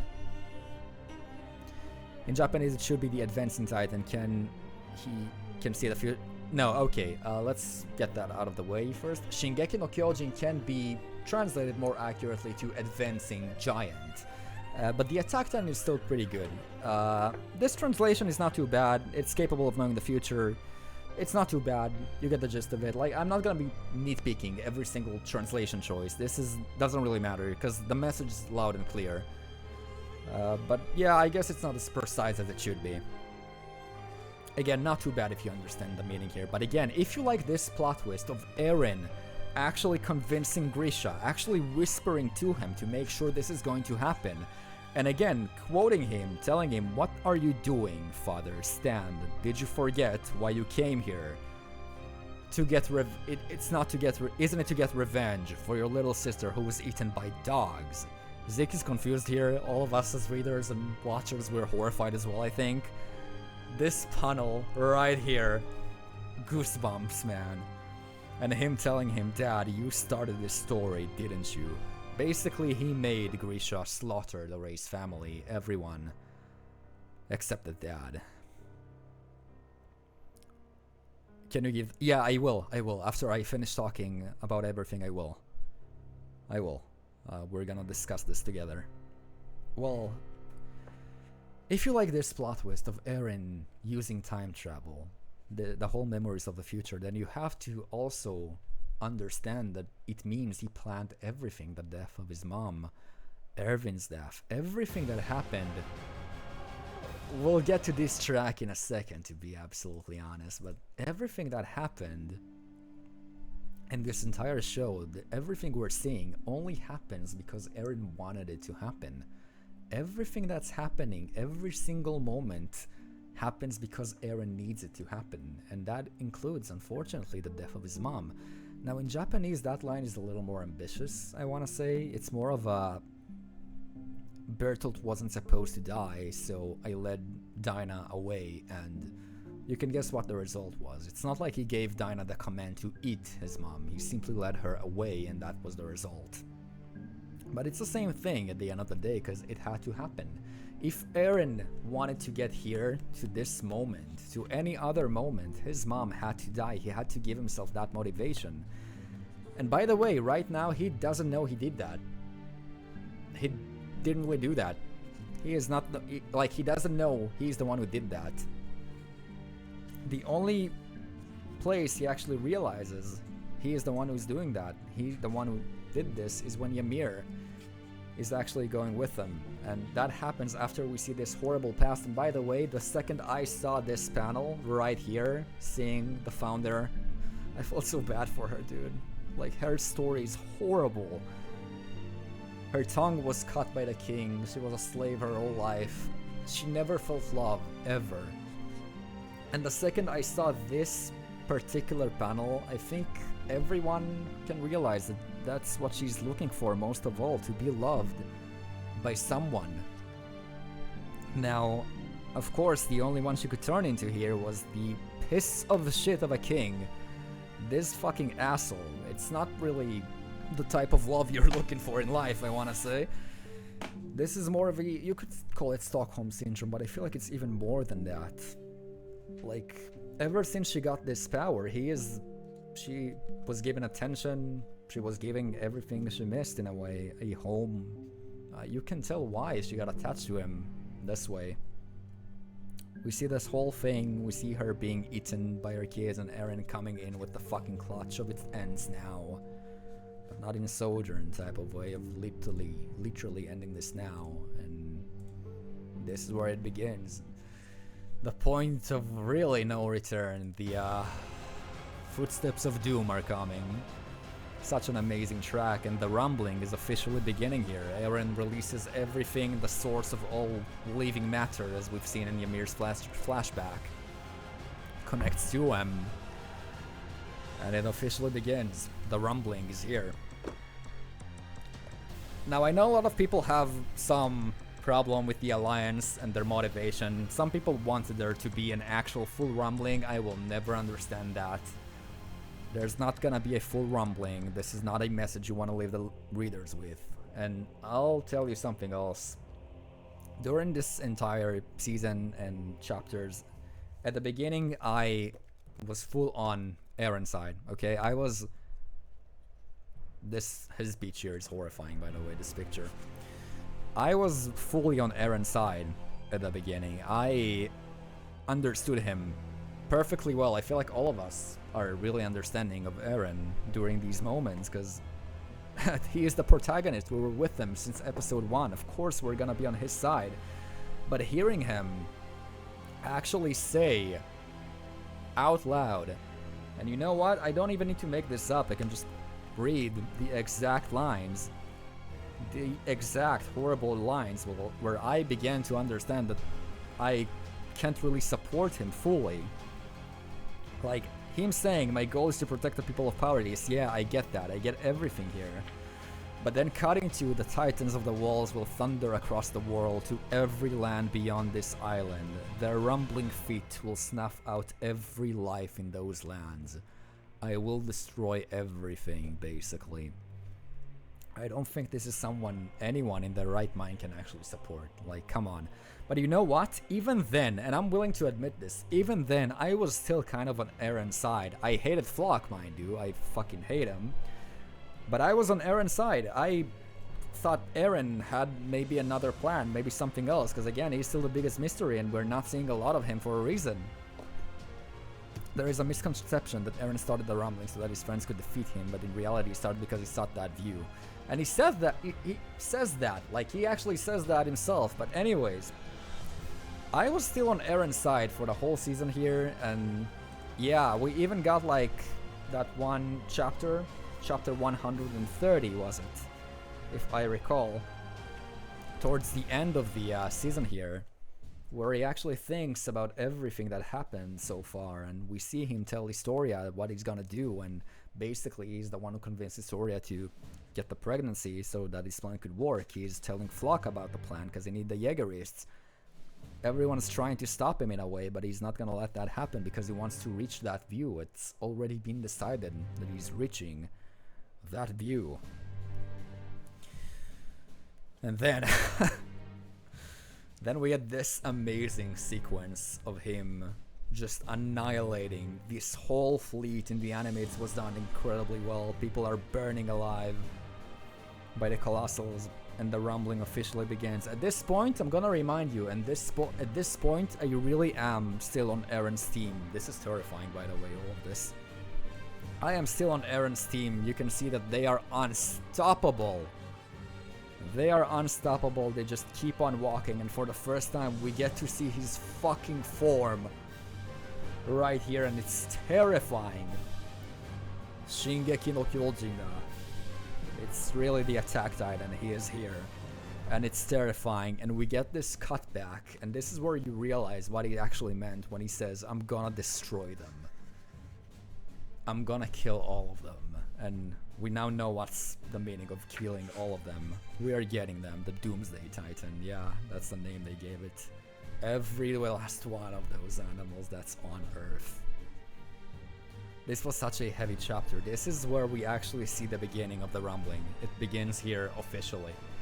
And again, up until this point, I'm not ashamed. Really, I'm not ashamed that I was still kind of on Aaron's team. I still wanted Aaron to win. And in a way, Aaron did win and get what he wanted. Because again, everything that's happening is happening according to his will. We need to keep that in mind throughout all of this. But this is where we get to season 4 part 3, by the way. All of this is connected really well, and this is one of the hardest chapters I've ever read in my life, and one of the hardest openings I've ever seen in my life, and it's hard. We get to basically you know, I'll just show you.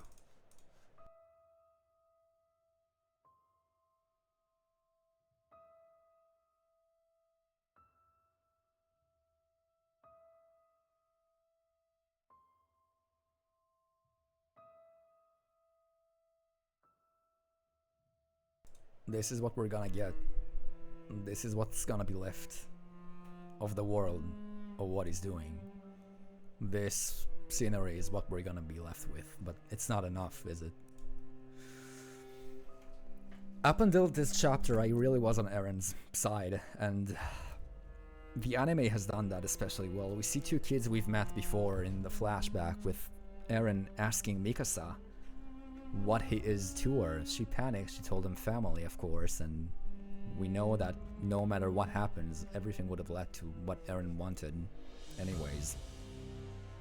Like, we opened the chapter with Aaron just walking around town in that one flashback, talking about how he's gonna kill every last one of them anyways, and he shouldn't be a hypocrite. Maybe Eldians are ought to die, but no, he says he can't accept that. Not the Eldians. They still deserve it. He saves Ramsey anyway from a group, and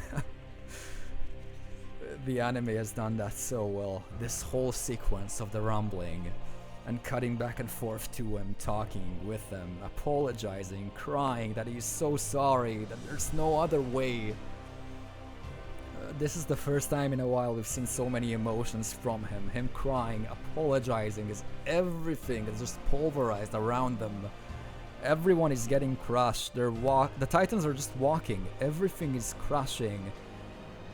And he's actually admitting that when he learned that humanity existed outside the world, he was just so fucking disappointed.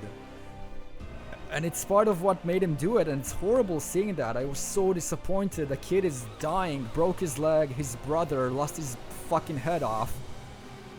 They get crushed, and you know what? In the anime, when you see that, even the music here, this is the music that plays during that, as the kid gets crushed down and Ymir is right here watching all of this.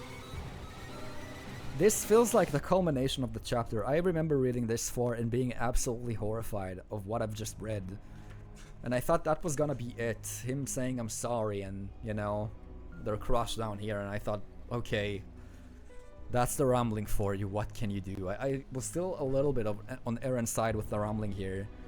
And as the music is still building up here, like, as the music is still building up in this, and you slowly begin to realize it's not the end of what we're about to see, and it's only that seeing these horrible, horrible images that I realize that I can't support Eren whatsoever. And the anime ended so much death and destruction here to really showcase what it means to do the rumbling, in case it hasn't exactly clicked for you yet.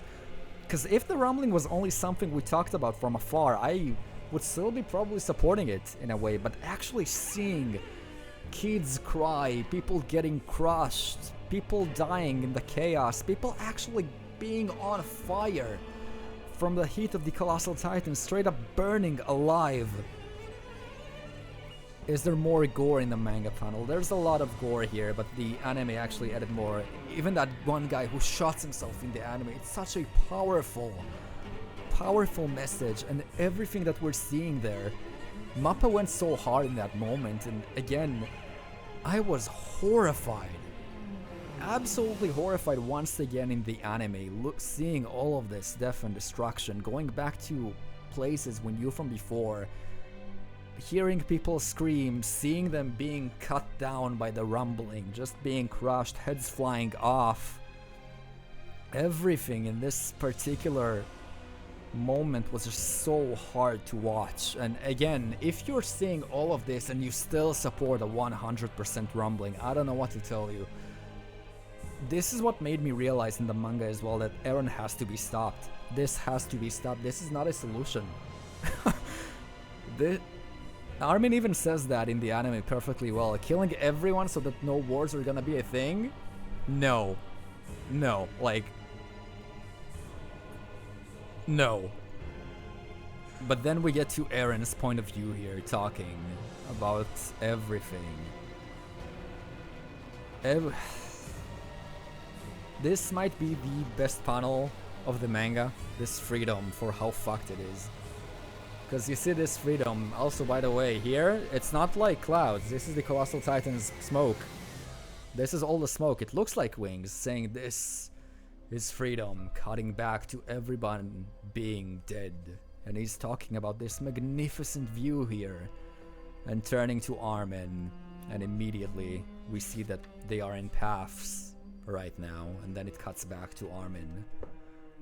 Such an amazing directed moment. Like, this was just so good. So good. And again, this chapter made me realize that Eren has to be stopped. I was on Eren's team so far, but he has to be stopped. Yeah, he had to be stopped. We'll put this new ending that they made, to be honest, in the background, because this is also very sad. I know we didn't listen to Akuma no Ko, but we don't have a lot of soundtracks for these two parts. And again, the people who hated the ending actually started to hate the ending way before, mind you. They started to bitch about the show from chapter 100 and I think 123. This is where they bitched about the Alliance and people, how dare they to try to stop Eren and shit like that. And come on, like, if you hate that part of the manga, I don't know what to tell you. Of course you're not gonna like the ending. And I don't think anyone could have supported a full rumbling seeing what we've seen Oh, bro, I actually cried seeing this for the first time on this ending. I told you I was gonna get emotional when we talk about the ending, but yeah. Okay, let's do this. When we, after that whole chapter, we see the Alliance. I know some people are like, no way they're gonna be working together, and it's like, of course they're gonna be working together. It's the end of the world. It doesn't leave you much of a choice of who you want to work with or not. Of course the Alliance are gonna get together like that. They got together, they left the island to try to stop Eren. And again, I'm gonna mind you, everything that happens according to Eren's will. Everything, every single thing that happens is according to Eren's will. That's what he wanted to happen. And we see Hanji actually dying because of it. They get to Eren finally, and we get the final fight going on. Now, I will talk about right here, this is pretty much the ending. I'm gonna talk about a lot of plot points that people had a problem with, okay? I'm gonna be bringing them up now. So the first problem I recall people had with the ending, I haven't seen anyone actually bitch about it in the manga, in the anime. It's mostly that particular group of people that were really annoyed with it, but I'll explain what I can. So first of all, people had problems, not with Ymir summoning past Titan Shifters. I think that's actually very cool. People had problems, first of all, with Zeke in the paths. Also, by the way, that panel with the baby just is horrible. People had problems. Okay, no, we'll go even further back. People had problems with Falco being able to fly. Now, I can actually, I don't think it's in these volumes to be honest, but I can actually show you moments in the anime where it's foreshadowed. They are talking about what if there was a Titan with wings. Falco talks about remembering flying somewhere, which we thought might have been a reference.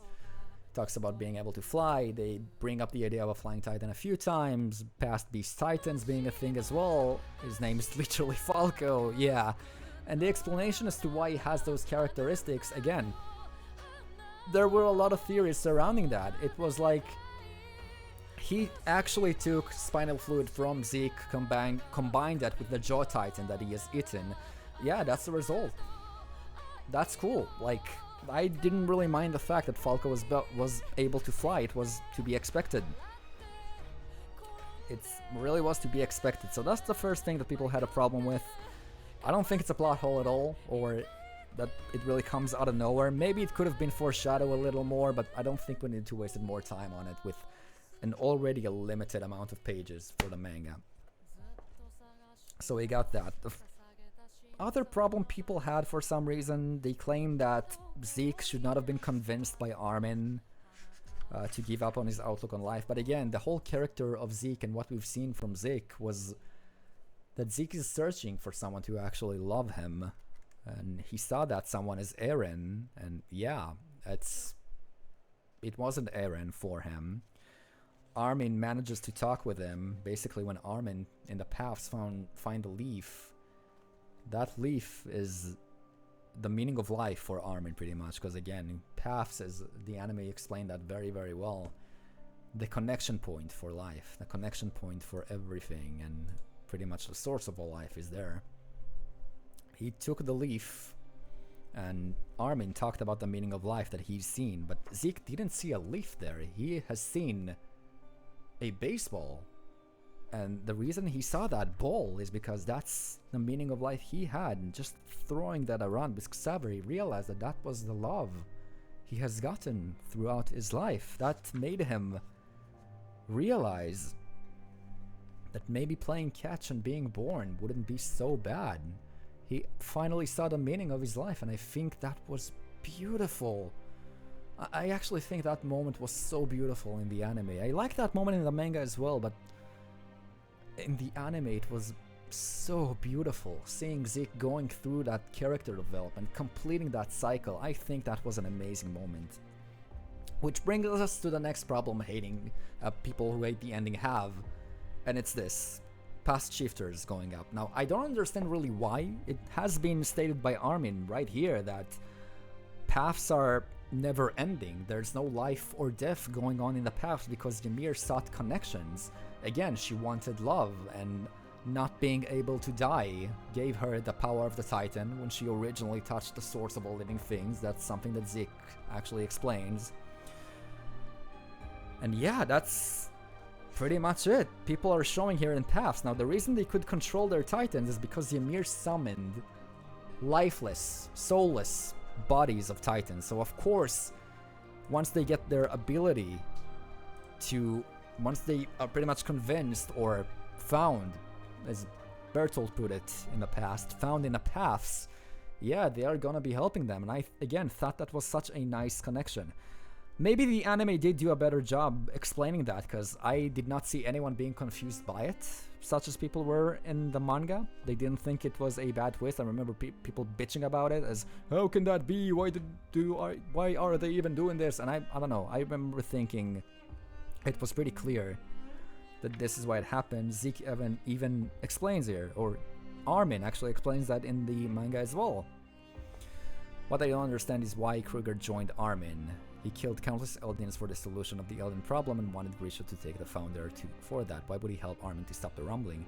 Okay, so first of all, we need to keep in mind that probably, I think every past Attack Titan would have joined, considering Eren manipulated all of them pretty much to control their whole life when you think about it, with the memories he showed them to lead them to that moment. That's probably it. And again, I think there's a slight difference between killing countless Eldians and killing the whole world. Again, I don't think any of the characters showcased here with their outlook would support that. Any single one of them, but again, maybe I'm wrong. That's how I interpret this, with Kruger and Xaver and everyone helping them. Because you could argue as well, why would Xaver help Zeke if he wanted to euthanize people? But I think, again, Paths is just an unending nightmare, as Ymir put it. That makes a lot of sense to me. I don't know. Well, Zeke is killed by Levi. Some people had problems with the rumbling immediately stopping. Again, I don't really have a problem with that. It makes sense. Royal blood connection is severed. And well, the connection is severed and everything happens because Eren wants it to happen. Could have just, you know, made it stop just so it looks like it. But again, I don't think that's the explanation. The explanation for me is that Zeke, the connection was like severed, and that is why. I don't remember Kruger was the attack. Yes, he was the attack then before Grisha. I do wonder what happened when Zeke died. Did a random Elden baby just... Probably did. Probably did. Doesn't really matter though, but it probably did. Anyway, they explode Eren's head, and the source of all living things once again tries to connect to Eren. Reiner is stopping it. They make it explode. Everything explodes, okay? The rumbling is stopped for now. And I think the next issue people had here, I don't exactly remember what was it. I think this was pretty made... Oh, no, wait, Eren's form. Right, so people were like, wait, how can Eren transform into a Colossal Titan and shit? Okay, so the thing is, there are two possible explanations here. Both of them are completely good, in my opinion. You can pick which one of them you want. The one I prefer is simply that this is what Eren's Founding Titan looks like without the source of all living things in him, because we see that it's trying to connect back to him. So this is the form that he has as a founder. The second explanation here that you could go for is Eren is in the paths. Literally, he can do whatever he wants right now, and this is one of the things he wanted to do. This is the body he gave him to fight Armin. Again, both are good. This is such a minor thing in my opinion that it doesn't really matter, but there are a lot of explanations and interpretations for this.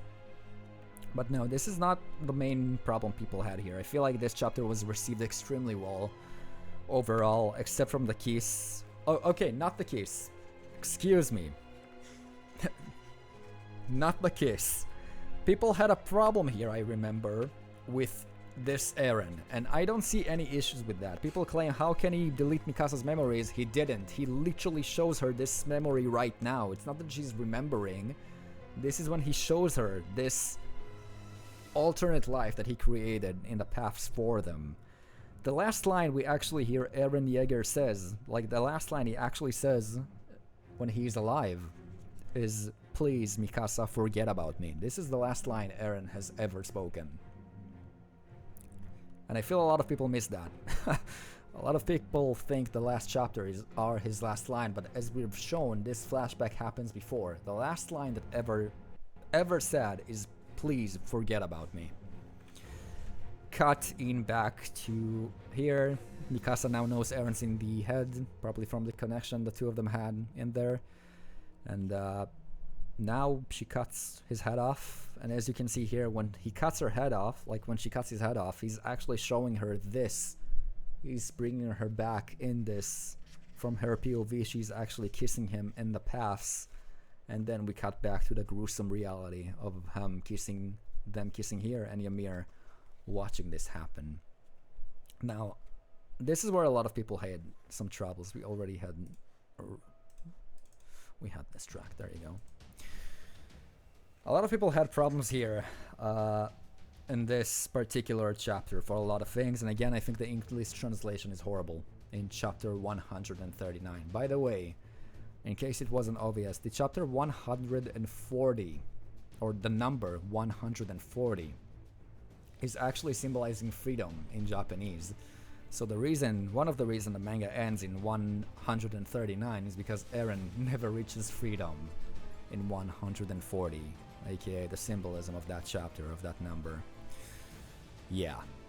That and, well, 13 years, 9 titans, 139. Again, Hajime Isayama is just built fucking different, what can I say? But yeah.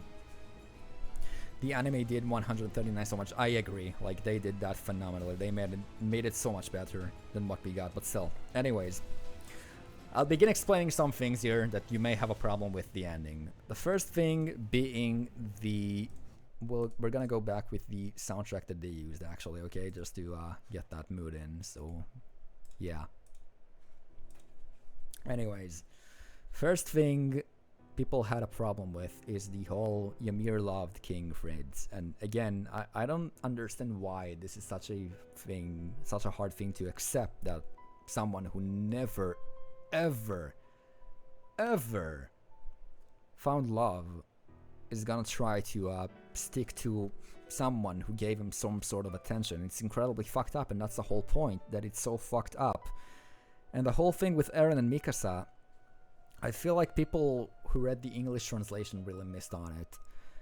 Basically, the point of the ending here, and there's a feeling that Mikasa's head is already... It is confirmed. Yes, it is confirmed. Mikasa says that herself. But anyways... It's gonna make me cry.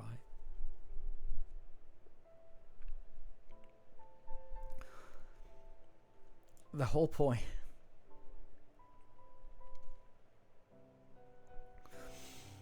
The whole point of Eren and Mikasa's relationship is basically that they can never be together. That's why it's so tragic. They can never be together because...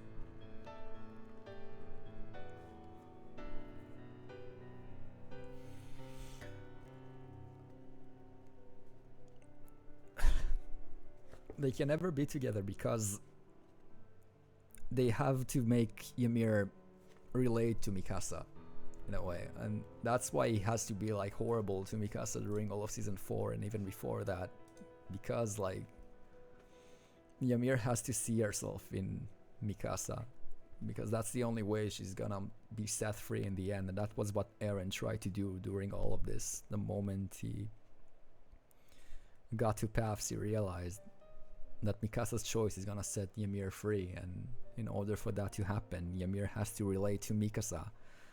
And that's why he says that someone appeared to set her free. It was Mikasa. It wasn't because Lamau why Mikasa. Because Mikasa's love for Eren.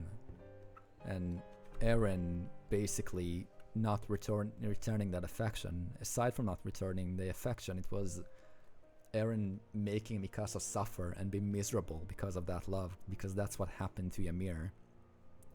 There could be a lot of other reasons as to why, in addition towards Mikasa, because Eren is the founder, Ymir was the founder too. And I really don't understand how people think this isn't beautifully written, because it's like, it's right there, it's explained right here. He says that he doesn't know what Mikasa will do. That's because, if you've noticed, during all of this arc, Eren is actually closing his eyes, and the only moment he opens his eyes again is to look at Mikasa when she severs his head off. In a way, he manipulated himself, not knowing what the decision will be, but that's what happened. That's what happened there. in that ending. Yeah, let's put the final song on in the background. It's gonna be hard. So that's the thing with Mikasa and Eren. I think it was beautiful. I actually think it was done beautifully so. And then we have the whole Eren breaking down and crying. I literally don't see a problem with that. People have made it out to be like, he's doing all of this for pussy and shit. I am losing IQ over people who says that. Yeah, I will explain that. At least 10 years thing, I will.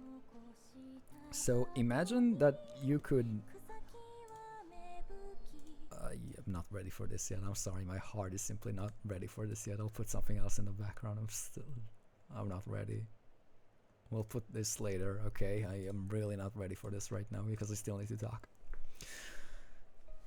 You can't compare how Mikasa suffered with Eren to what Ymir suffered with Reeds. He made her children. That's not the meaning of suffering here. The meaning of suffering is in terms of the love, not being... The love making you suffer, basically. The affection you want making you suffer. We listen to Saigo no Kyojin in the end as well. I think it's a wonderful opening. The reason Eren is breaking down here is, again, one, Eren can't be with Mikasa. Like, it doesn't matter what he will do and what he will try to do. As he's shown her in the paths, if he would have run away with her back then the world, Eldians, Armin, all of his friends would suffer the consequences and will die. And he can't do that. And, well, yeah, he is human. That's the whole point of this section right here, showing that he's still human. He still has feelings. We can actually watch the 100 Chems show if you want, and I'll show you like Yukikaji's direction on this scene. They told him to make himself more human and vulnerable when he's delivering this line. It's supposed to be a pathetic moment for Eren, a very pathetic moment for Eren, him breaking down like this for the first time. But the reason he's breaking down is because he can't be with Mikasa. No matter what, because if he's with Mikasa, then Ymir is not gonna be free. If Ymir is not free, the Curse of the Titans are going to stay in this world and still be there for his friends, and he can't do that. That's not what he wants to do. It's not the scenery he wants to reach. So in a way, him breaking down here, saying, no, I don't want that, is because deep inside he really doesn't want that. He wants to live with all of them, he wants to live with Mikasa, but he can't. The whole line of, even after I die, I want her to be hung up on me for a while, 10 years at least, it's something selfish he says as a human being. He wants to be loved too, he's still a human, but again, I'm gonna remind you, that is not the last line he said. The last line he actually said to Mikasa was, forget about me. That is the last thing he's ever told her, forget about me. She has never seen him saying that because he doesn't want her to be hung up on that. I was not a big fan of shipping during my time of reading the manga, but this chapter right here made me realize that the theme of love was always there, and the relationship of Eren and Mikasa, the way they incorporated this into the final was amazing. I think it was written very well. And when Eren actually tells Armin that I don't want to die, I want to be with Mikasa and everyone, I got teary in the anime and the manga as well, him saying that. But then he says, when Armin suggests that maybe find another way, he tells him they can't find another way because he literally killed 80% of humanity, and he would have kept going even if he didn't know they would stop him. The only section, by the way, the only place he actually realized that we're going to stop him is, again, when he got to the paths for the first time and got control of the founder. Before that, he didn't know. He was planning on doing 100%. And again, this is where the additional dialogue in the anime was beautifully well done, with their conversation going further, Armin actually breaking down, like telling him you did all of this for nothing. And you know, I am glad they kept this line of Eren in the anime, him saying, I wanted to leave every surface a blank plane. I wanted to flatten it all. It transitioned to basically Grisha tells Eren when he's born, Eren, that's your name, you are free. And Eren says, I don't know why, but I wanted to do that. I had to. Again, it's not Eren saying, Lamau, I forgot, I don't know why. It's simply showing that this is Eren's nature, that Eren wanted to see this scenery no matter what. And he goes on in the anime and he's saying the only reason we couldn't break this cycle. He actually tells Armin before that he tried doing other choices, he tried doing different things, and it all lead back to the same result. And this is where he realizes that the reason we reached this result, the reason this was the only result available, is because he's high on power. He's an idiot, so-called, not an actual 2 + 2 is 5 idiot. That's not the meaning, ending haters out there. There's a lot of other reasons you could tell me you don't like the ending. This is not one of them. Him saying I'm an idiot is him meaning I didn't even try, honestly try, dip inside to go for another solution. I wanted to see this scenery. I thought I was doing this all for you, to protect all of you, but that is not true, because Hanji and Sasha died because of me. I made you fight Flock and the rest of them too. I made you suffer a lot. I did all of this because I wasn't sure. But again, it's not them calling out him for being an actual fucking dumb idiot. No, he didn't do that in the chapter. That's an anime only edition. He's not saying I'm a dumb idiot, 5 + 5 is 11, or any of the sort. He's saying I was drunk on power. I am drunk on power, and the only reason this is the result is because deep down, I wanted to see this scenery no matter what, so very badly. Those are his exact words. He says that to Armin. He tells him, I wanted to see this no matter what. This is what he means by being an idiot. And then in the anime, they made them both hug and say they are going to hate together. Like, even here, they are hugging, but in the anime, it was done so well. This hug and going to hell together. This line right here became a mass murder for our sake. I swear I won't let this terrible mistake you're making be in vain. This is not a good translation of what he said in Japanese, but even then in Japanese it wasn't the best line ever crafted, to put it this way. They made it so good in the anime though. Let's go to hell together.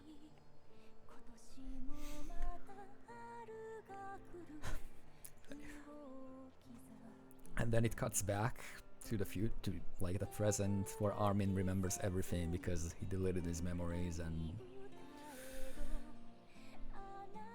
Armin cries, they're all remembering, and he tells them that, yeah, this, the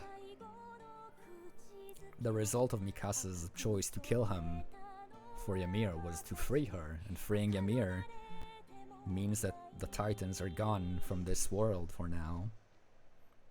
Everybody got a talk with Eren, and Levi gets to see his fallen comrades from paths one final time. They all disappear, they see Sasha for the final time. We move forward a little bit, I'll skip forward, because the moment, this is another moment that confused people in the manga. We see like the king dying when Ymir thinks about it. The reason Ymir is thinking that is... Wait. I still can do it, I'm sorry. The reason Ymir is thinking that is because she saw Eren dying. She saw Eren dying by Mikasa's hand, and it made her think, what if she let go of Fritz back then and let him die? If she did that, then she would have been free from that point on. This is the reason Ymir was freed, as you can see here. She thought about what would have happened, and that's freeing her. We go forward to the future. We see that Paradis is still doing like going through a military scared of the world's reaction, which is very realistic in my opinion. It makes sense, them going with the mentality, if we lose we die, if we don't fight we can't win, fight. As Armin said in the anime, he said that this is the message that Eren is going to be sending people, and it's horrible. And Eren agreed. This is why Armin, it's his job, and the rest of them to tell their stories of how people who wanted to kill each other are now together. And now we get to the point that actually broke me down completely in the anime. I'll try not to cry here too much, but Mikasa is sitting in with Eren under the tree he liked without any walls, telling him that people will come visit him soon. She thinks about that time, Itterashai Eren. She thinks about finding him there. And she begins crying that she misses him so much with this music playing in the background. And then people decided for some reason that Eren turned into a bird. Which makes me think some people have the collective IQ and brain cell of 2.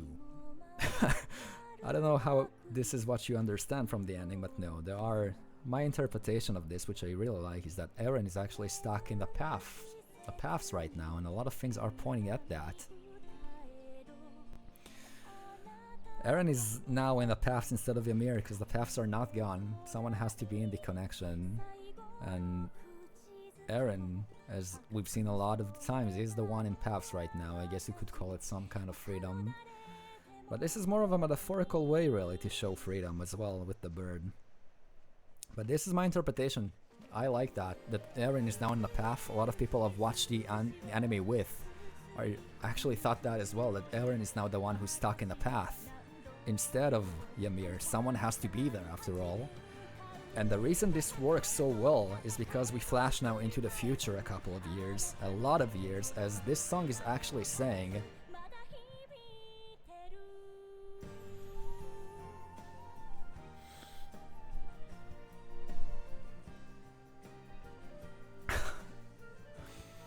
this song is actually saying, sung by Mikasa and Eren, it's Nisanen Moska Nimenen go Mokimi. To you, 2000, or should I say 20,000 years in the future.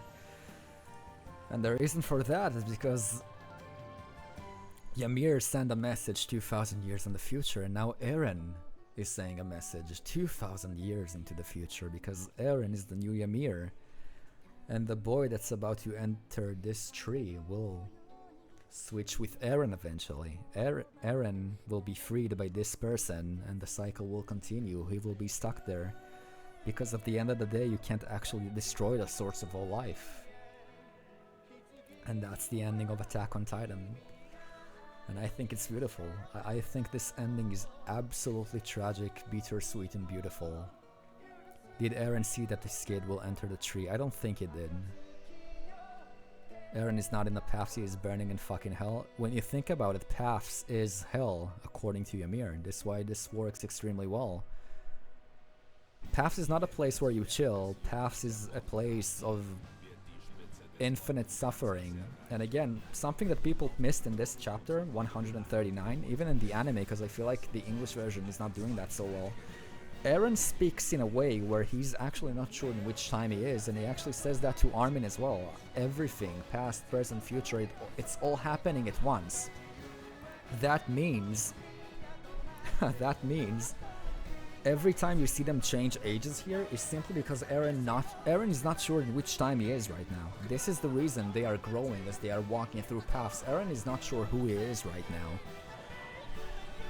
And someone being in paths before Ymir, I really like that interpretation, because again, this shows that this keeps on happening. This cycle keeps on happening with the Titans and everything. It keeps on happening.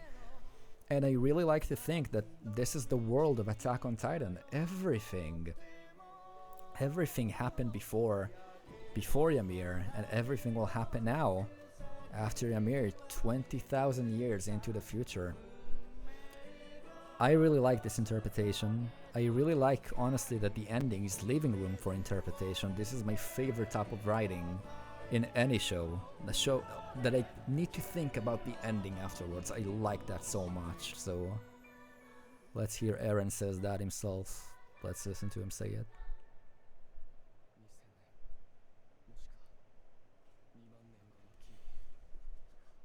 There you go.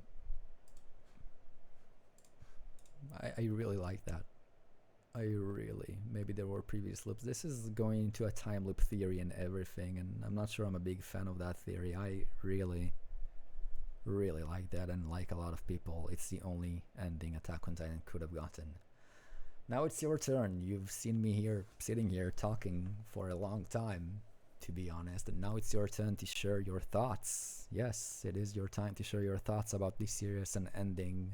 Did you like it? Did you hate it? Did you hate it in the manga? Now you like it in the anime. Did you hate it in the manga? Still hate it in the anime? Or are you an anime only that still hates the ending? And we are going to listen to Saigo no Kyojin, the final opening of Attack on Titan, which was amazing. Honestly, you changed my opinion. I am really happy to hear that. What exactly changed your opinion through all of this explanation? Because again, this interpretation of the ending made me... I like when I finish a show and I need to think about the ending more than what I'm getting. And I feel like Attack on Titan has done a wonderful job giving me that option. Now, everything that I told you could be supported with this story and things throughout the story. It's not me pulling out of my ass. I can support every single theory I have here and every single interpretation, not really a theory, based on moments. This is why I like it so much. And again, watching the episodes with friends, all of them came to the same conclusion. And when we talked about it, we made this interpretation go further and further. And I really think this is what Isayama intended here. And I love it. I really love it, and I love that it's giving us a way for interpretation. I feel the ending was fine. I hated Eren in season 4, and I really hated they tried to redeem him instead of villainizing him, but the rest was pretty good. I liked that all the characters that survived the previous episode survived, and the action was good. To conclude, if I ignore Eren stuck with Armin, it's not like I think it's badly written, but I hate Eren so much I just can't sympathize with him and take him crying seriously and pretend it was good. Guys versus bad guys fight was good. I actually like that it's not a good guys versus bad guys. It's in the gray area, which is my favorite kind of writing, but I don't think they really try to redeem Eren. I don't really think that's the message they're doing here. I'll read every comment, by the way, guys, so don't worry if you think I'm missing something. I don't think they're trying to redeem Eren here. That's not what I got from them at all. I actually thought they were just showing you that at the end of the day, Eren is still human, and a very, very flawed human. Him saying, I wanted to do that. I wanted to flatten everything. It's still horrible. It's horrible. But it shows you that he is still a human being at the end of the day, and all of this happened because he just wanted it to happen. He is, as he puts it, a human being that got way too much power to do what he wants, and I really think that's beautiful. And again, Eren is my favorite protagonist of all time. I can't stress that enough. It was amazing seeing all of that talk and paths and everything. By the way, a theory I've seen is that the Titans were created from Ymir's emotions. That moment, the powers were created her heart. It's actually not a theory. It's actually confirmed in the manga. This is the reason why she transformed when she touched the source of all living things. The source of all living matter. Her desire to basically get a stronger body, a place where you not die. This is why she transformed into a Titan. I'd speak, I cried like a baby for 2 whole days. Friends of mine stopped watching AOT, now saying it's trash, blah blah. I loved everything about it, and the things you said made me love it even more. I'm happy to hear that. I'm happy you guys like this interpretation as well, because I truly feel like this is the interpretation they intended for us to get. And again, the only reason I feel like I could have actually cooked this up, so-called, or understand this, is because I read this in Japanese, and I had way too much time on my... I had way too much time for this show. By the way, the opening here, the visuals are amazing. This section right here. Let's get to it. This.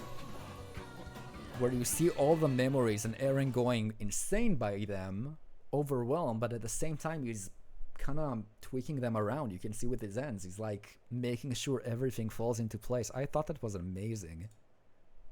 Yeah, AOT is just goated. What can I say? I just love this show so much, and the ending was amazing in my opinion. My biggest gripe with the manga's ending was the conversation between Eren and Armin. Yeah, in the translation it was... I feel you so much, man. If I read that only in English, I would have probably been the same as you. As you said, this was the only ending the story could have gotten, I agree. I love the ending in the manga and the anime even more, and I have to say it's incredible how we went from cool fighting scenes to a story about love, freedom, and philosophy. Yeah, the progression here is amazing. My main problem in the end was the side characters. Reiner should have died. He had no meaning to stay alive. He was just there in the end. Same about Levi. He fulfilled Erwin's death wish and killed Zeke. He had no meaning to stay alive. You can say he will always be alone. It's metaphorical, but I didn't like it that he's just suffering in the end on the wheelchair. Connie and John should have died and had the perfect send-off. I don't think they should have died, any of them, to be honest, because that's what Eren is saying at the end of the day, because he does want them to be happy. And again, he chose this, he wanted this to happen to all of them. This is the reason we're getting this timeline, because that's what he wanted, this closed loop, so-called. I think Reiner dying is actually the worst thing we could do for the character, because this is what he wanted, in a way, and leaving is the best way to handle him. As for Levi, on the fence, I think if he died, it would have been amazing, an amazing send-off with him going like this and crying.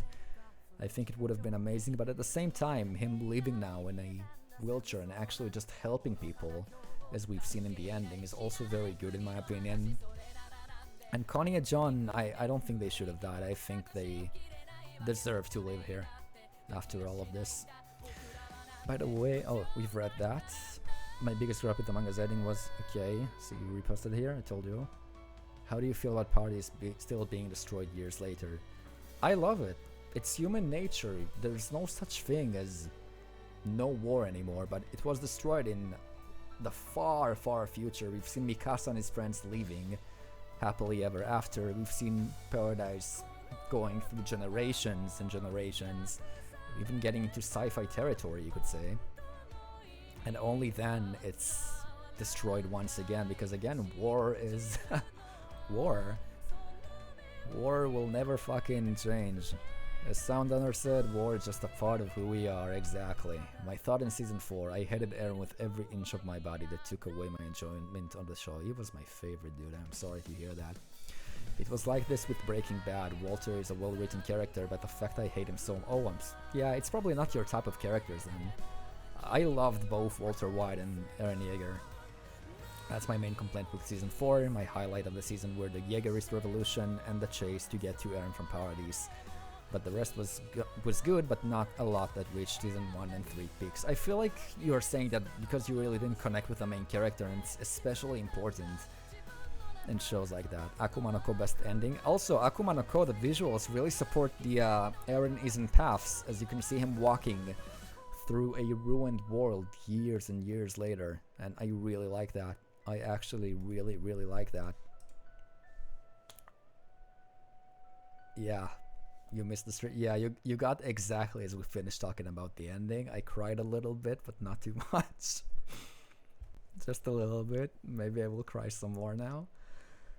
But yeah, imagine him sitting there still in Dwarf and his clothing are slowly fading into the original scout suit that they are wearing. Yeah, I think that could have been a very good moment. I also found it insulting the last words of Reiner in the manga is just him simping for Historia. I think the anime handled that moment better. I feel like this comment here of him being a comic relief, people didn't really sit well with people because in the manga, you know, it's not really a fast moment. But in the anime, it's actually showing you that things are moving on. But yeah, the anime really handled this well with added screen time, in my opinion. I told you guys before that I think the anime is gonna be like top tier with all the changes they're gonna be making with the creator. I don't know, I don't blame the writer for making the character I had as a person. I get that. Like, I agree with you in that regard. That I tried watching Fate once and I just couldn't stand the main character, and because of that I couldn't even bring myself to finish the season. The main character just annoyed me so very bad, and I get what you mean. When you are not connected to the main character, it's really hard to enjoy the rest of the show. I'm not blaming you for your taste here. Like, that's totally fair. It's not something that's for everyone, and it shouldn't be for everyone. But yeah, now I think you may understand why I like Attack on Titan and the ending so much after all of this explanation. This is my favorite show of all time. This is the best show I've ever seen. This is really the best piece of media I ever watched, and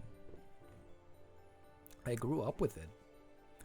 I was 13 years old. 10 years have passed where each and every month from 2013 to 2021 I would sit and read a chapter and theorize and think about it and grow up with it, and I think it influenced me a lot throughout my life as well, and my mentalities and outlook and a lot of other things.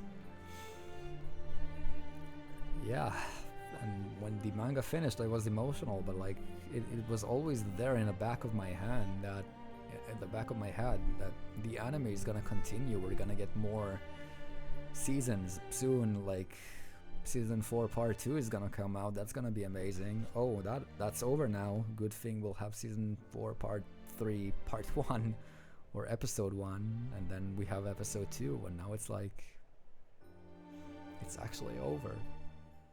I've actually seen Eren Yeager die in the anime and Mikasa crying over him.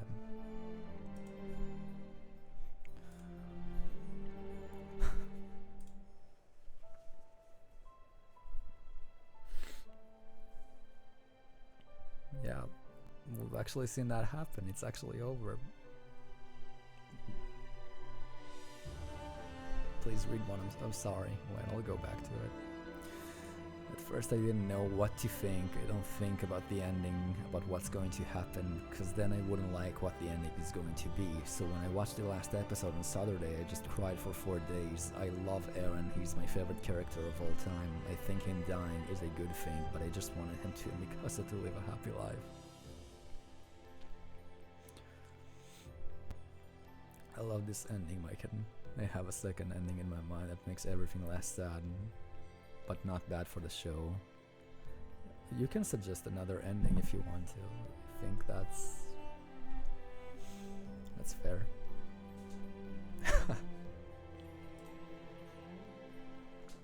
Bro.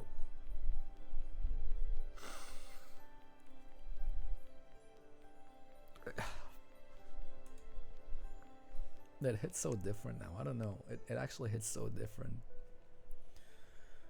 What do you think about the loop theory? Would it be good? I actually don't think it would be very good for the show, to be honest. I have to go. When can I talk to you later? Literally every stream or on Twitter, like, feel free.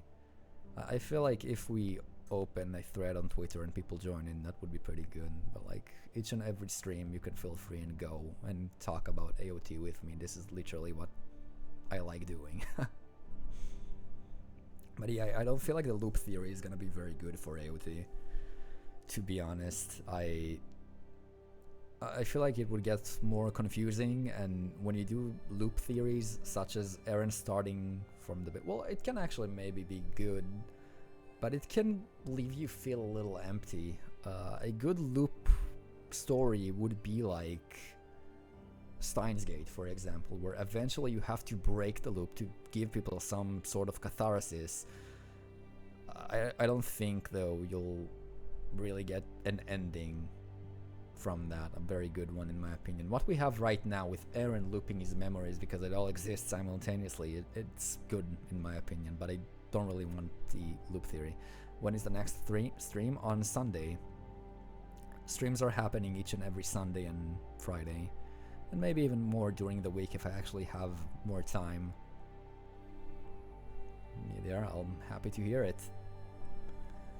Did you read Before the Fall? I didn't actually read Before the Fall because it wasn't written by Isayama. So, yeah. I hated it because it's not really an ending. You're talking about the loop theory, I guess, right? Yeah. The loop theory is not exactly an ending. Well, we talked about the story of AOT, now it's time to talk about other things. When I first watched this episode, I watched each and every episode in Japanese as it was airing, and I actually managed to hold myself from absolutely crying the whole episode. Like, I had tears in my eyes the whole time but I didn't full on ugly cry just yet. And when this fucking song came out again, and Mikasa's voice actress, she went, "I want to see you again." I just lost it, man. My fucking broke down so hard. It was just so hard hearing that line. Her saying, "I want to see you so bad," and starts to cry. I took that so hard. I actually took that so hard. What do you think about the twist that Eren killed his mother? Do you think it was rushed or I think it was perfectly placed, him saying that, because even Eren himself didn't manage to properly say it. He didn't manage to get the words out. He didn't manage to say, "Oh, I killed my mom." He only got as far as saying, "I knew Bertolt wasn't supposed to die just yet, so I sent her away," and Armin stopped him because he was about to break down completely there. Again, the anime really shows that he was about to break down, but again, because I am such a big fan of this volume right here, where Eren convinces his dad to kill the Race family because this has to happen, then again, Eren making sure his mom dies so he gets there makes perfect sense, because again, this is the theory of, not a theory, this is the writing of a closed loop.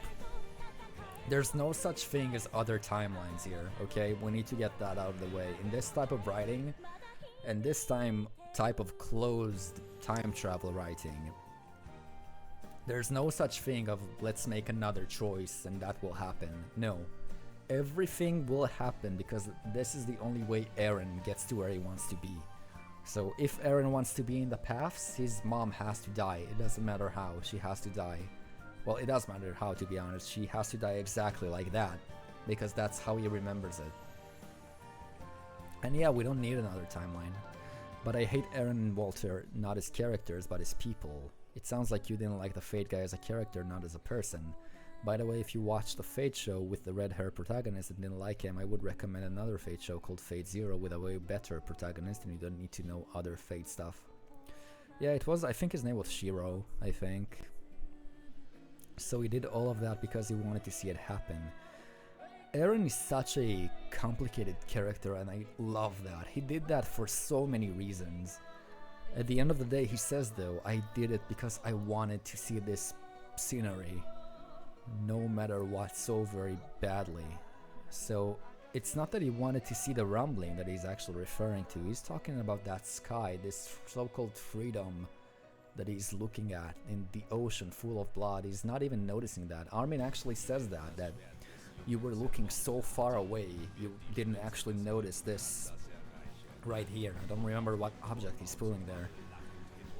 But he's actually saying, like Eren is saying, "I wanted to see this free sea, this sky. I wanted to see this so very badly, no matter what." But this is not the only reason. He wanted to give Mikasa and Armin a happy life and everybody else. He wanted to free Ymir so that the Titans will be gone for a long time, as we've seen, but I like that they will come back eventually. Again, Eren being stuck in paths right now instead of Ymir in this eternal hell is so fitting for this ending and writing.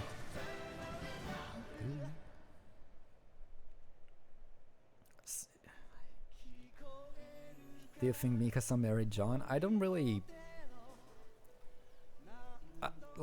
I don't actually mind if he did. The whole point of Eren doing that is telling Mikasa to move on and be happy. This is what he wanted, so... I actually like that this is ambitious enough that if you want her to marry John, then yeah, that's what she did, and if not, then no, she didn't do it. But she did live a full happy life, and that's what we wanted. That's what Eren wanted, and there you go. I do wonder how Mikasa brought Eren's head to paradise, like she had to travel an entire Yeah. Yeah, it's probably quite the journey. It's a good thing we had a 3-year time skip for that to happen, so it's not like a week time skip and she's already there. I'm sure she had some very horrible travels there, but yeah. A plane, probably. Like, we were close to the military base Or maybe other bases. I'm sure she found some way. Maybe Marley gave... Yeah, exactly. This is... I wish this was what people bitched about when it comes to the ending. Like, to this day, I still don't fucking understand the main thing they're bitching about. But okay, we talked about the wonderful story of Attack on Titan. We talked about how I like the ending so much. One of the things we're left talking about, that I want to talk about before I finish this up, is the music. Because holy shit. You've seen me get an eargasm as we talk here, but I think the music in this show is just phenomenal. Do you know what the guy finding the tree after many years at the... It means that the Titans will come back eventually. This is the same tree from the one Ymir found, with the source of all living things, basically. Let me find that exact page. This is the tree. It grew from Aaron's head, basically. And it means the Titans will return again 2,000 years from now. 20,000 years from now. They will return and the cycle will continue. And I fucking love that. I love the implication that this is what happens in the world of Attack on Titan. That this is a cycle. I don't know why. I just love that so much. Again, when things are open-ended and I get to think about the ending, I know they did a good job. But the girl we see at the end doesn't come from the same place. That's, wait. So when she ends up in the... You mean the boy with the dog, basically. Yeah, it's left up to interpretation. And this is what I like about it. One could be like me, saying that the Titan will come back and start all over again. And one could say that this will be something else completely. But why didn't Eren see that tree will eventually come back? Eren... Basically, the future memories in Attack on Titan works in a way where Eren is sending himself memories, like he sees them through himself. But when he got to Paths, I'm guessing he did manage to see more of the future and more of everything. It could be that he did know that he will eventually come back again. I like thinking he is stuck in Paths right now, that this interpretation. Because even if he did that the tree will eventually come back, it's not going to really change anything or any of his motivations. Because what Eren wants to do is to see this scenery no matter what, and he got that. He is an incredibly selfish character. Incredibly selfish character, and I like that. So he only saw the future of... Yeah, that's what's implied here. And again, if you've noticed throughout this entire arc, Eren is closing his eyes in the Titan. The only time he's opening them is when Mikasa comes in to kill him, because this is the result of his choice, of her choices. His and hers. That's why he knows and don't know at the same time, you know what I mean? Like, he's such a complicated character. Unfortunately, links are not working. Just like Grisha saw when he was next to him through his eyesight. Yeah, exactly. When he's ready to face the results. Yeah, there's a lot of, like, interpretation and symbolism in that. Him opening his eyes to face the result, to see what he's done. A lot of things you could get out of that. And again, I just appreciate that so much. When a show makes me think... The one thing that scared me about Attack on Titan's ending was that I wouldn't really have anything to think about afterwards, you know what I mean? That it would be closed and that's it. It kind of happened and you move on. And I'm so happy, even when the manga finished, I was so happy that I still have room to think about things and interpret things, because I think this is the best type of ending you can write. Now, Hiroyuki Sawano and Kohata Yamamoto, both of them have done a wonderful job with Attack on Titan's music and lyrics and everything. I'm not gonna be listening to all of them, of course, but we will listen, for example, to Call Your Name, because the lyrics now will hit different to all of us. Like, this will just hit different to all of us who have seen the ending. And I really hope that, like, you appreciate the ending more now. I hope you understand the ending more now that we've talked about it. I think it's amazingly written. I think it's the best way the show could have ended. It's the only way the show could have ended, because if we would have gone the way of one doing a complete rumbling, what message would be what is the message we're left with? And I don't want there to be a full rumbling. Again, I don't understand how you can support a full rumbling how, after seeing what's happening here. Like, it's not just something far off. We actually get to see little kids dying. We get to see a baby almost dying by this. How can you support this? I don't think you can actually support this. And this disaster. Attack on Titan has been a wonderful, wonderful part of my life, and I am truly happy I got to experience this show and manga and everything about it from start to finish. I am so happy, like so happy I got to see all of this unfolding. People usually say it's revenge for what happened to Grisha, but the people of today's Marley did nothing. Exactly, like, yeah. And I think the discussion that this show is brought on is part of its meaning, to be honest. Some people will say Eren was right, some people will say Eren was wrong, and this is exactly what happens in the show itself, if you noticed. Like, it's actually showing both sides really, really well. Parody after Eren's death. They became mutual, like a military faction pretty much. The Jägeris has taken control. If you don't fight, you die and shit. It showcases each and every side in the fandom as well, and I think there was always gonna be a group of people who will be very vocal about not liking the ending. Because it's human nature, and this is what happens in politics. No one's gonna agree on the same thing, and this has gotten to a point where it's kind of political. I've seen people refer to Flock as King Flock, and that's disgusting to me, because that character is made to be hated, that character is made to be really morally wrong, and calling him a king is kinda fucked. You can see you like his character, I can accept that. He's an interesting character. He was fun to see on screen, that's for sure. But I would never call him King Flock, so-called. That's... nah. Not that. And again, I feel like a lot of people who hate the ending are actually hating it for Eren and Historia, and it's like, I feel so fucking stupid seeing that being reduced to that. Really? Eren and Historia? Really? What did you smoke? And how? Where? Why?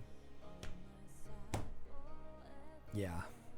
I'm glad you gave me a place to let out all of my thoughts about the show, because they have been sitting in my head for a while now. I am happy to hear that. I love talking about Attack on Titan. I like talking about Attack on Titan with everyone who have watched the show and can put cohesive thoughts. I don't need you to absolutely love the show and everything.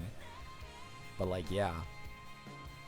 I hated that too back then. The baby was missed potential. I never thought it would be, though. I always thought the baby was a way for Historia to not be eaten and basically give Zeke a reason to exist and live, because otherwise, yeah, they would turn Historia into a Titan, and then what? I thought that was the whole point of the baby. I never got why people were hyped about the baby, or should I say making themselves hyped, because there was no hype in the manga for the baby. Everyone cling to that scene in opening 3 when we see two hands and one of a baby holding it. But that's symbolism, you know? Like, that's a symbolism of life. Again, I don't think Historia's baby was a wasted opportunity. I've seen someone say, okay, seeing the end of this, yeah, it's so different. I've seen someone say that they took everything. Okay, maybe we need to talk about Eren's character a little bit more, because people, some very vocal people, have been saying that Eren's character was assassinated in the finale. What the fuck are you talking about? But okay. They claim Eren's character was assassinated, that he did this all for pussy, so-called, and a lot of shit like that, that it's not the same character. And am I, like, one of the only people who read the manga and didn't think that was the case at all? Like, I think his character was really, really well done. And again, showing him a pathetic side, as we've talked about, a pathetic, human, fragile side, was really good for him. The first time he's showing emotions in God knows how long. I don't see anything bad with breaking at the worst moment of your life, realizing you are going to die and not be with everyone and the person you love, simply because you can't be with her, because no matter what, you have to make that relationship suffer, so-called, for Ymir to be free. I don't see any problems with that, because that baby would be like plan B for Eren. He would touch it and the rumbling will continue. Oh, you mean in that sort of way? But that means he has to stay on party to do the, what do you call it, the rumbling, and we've established that he can't do it because he has to get to that base to simply destroy all planes and all resistance that could stop the rumbling. He had to be there to basically summon the Beast Titan to shoot them all down, as you remember in part 1. So he couldn't stay on parody. No, people actually had a theory where Eren and Historia were together, and we have a 30-minute long sex scene, and then the baby is Eren's, and what was it? He completes the rumbling. He kills everyone, including Mikasa and Armin, because he truly hated them all. Kills them all, goes back to parody, and lives the rest of his life with Historia and his baby because he did it all for them. I don't know what you need to smoke to think that would be a good ending. And like, do you honestly think he hates his friends, that he would kill his friends? Like, did we watch the same show? Come on. Jesus Christ, like some people, and then they claim it's not about shipping. I am willing to bet you money that if we switched Mikasa with Historia in this ending, they would be singing its praises non-stop.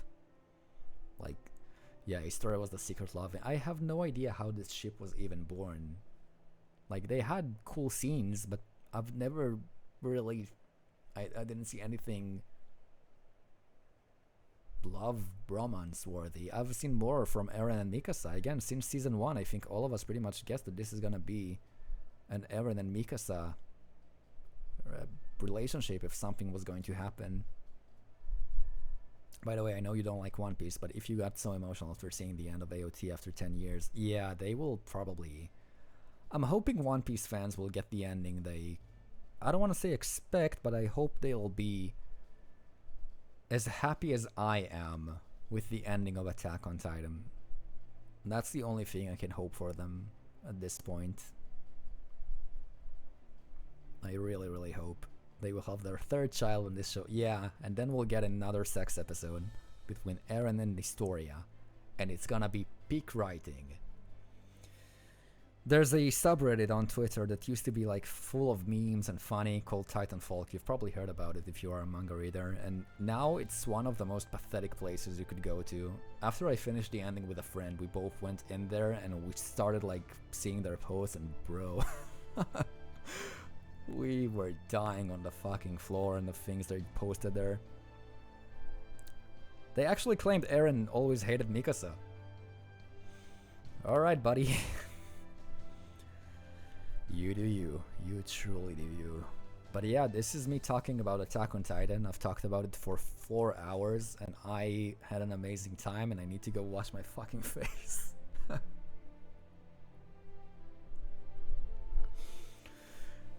I can't even tell you how different that ending hit, okay, in the anime. I can't describe the feelings that I had. Maybe I should have recorded my webcam and shown you guys later so you know like how hard I took it, but yeah. This is my interpretation of the ending. This is my experience with Attack on Titan. It was amazing, and as NetGames, or named Gamos, if that's how you wanna pronounce it, as he said here, I really hope it made you think about the ending more. I hope it made you appreciate the series more. And if not, that's completely okay, and never forget that.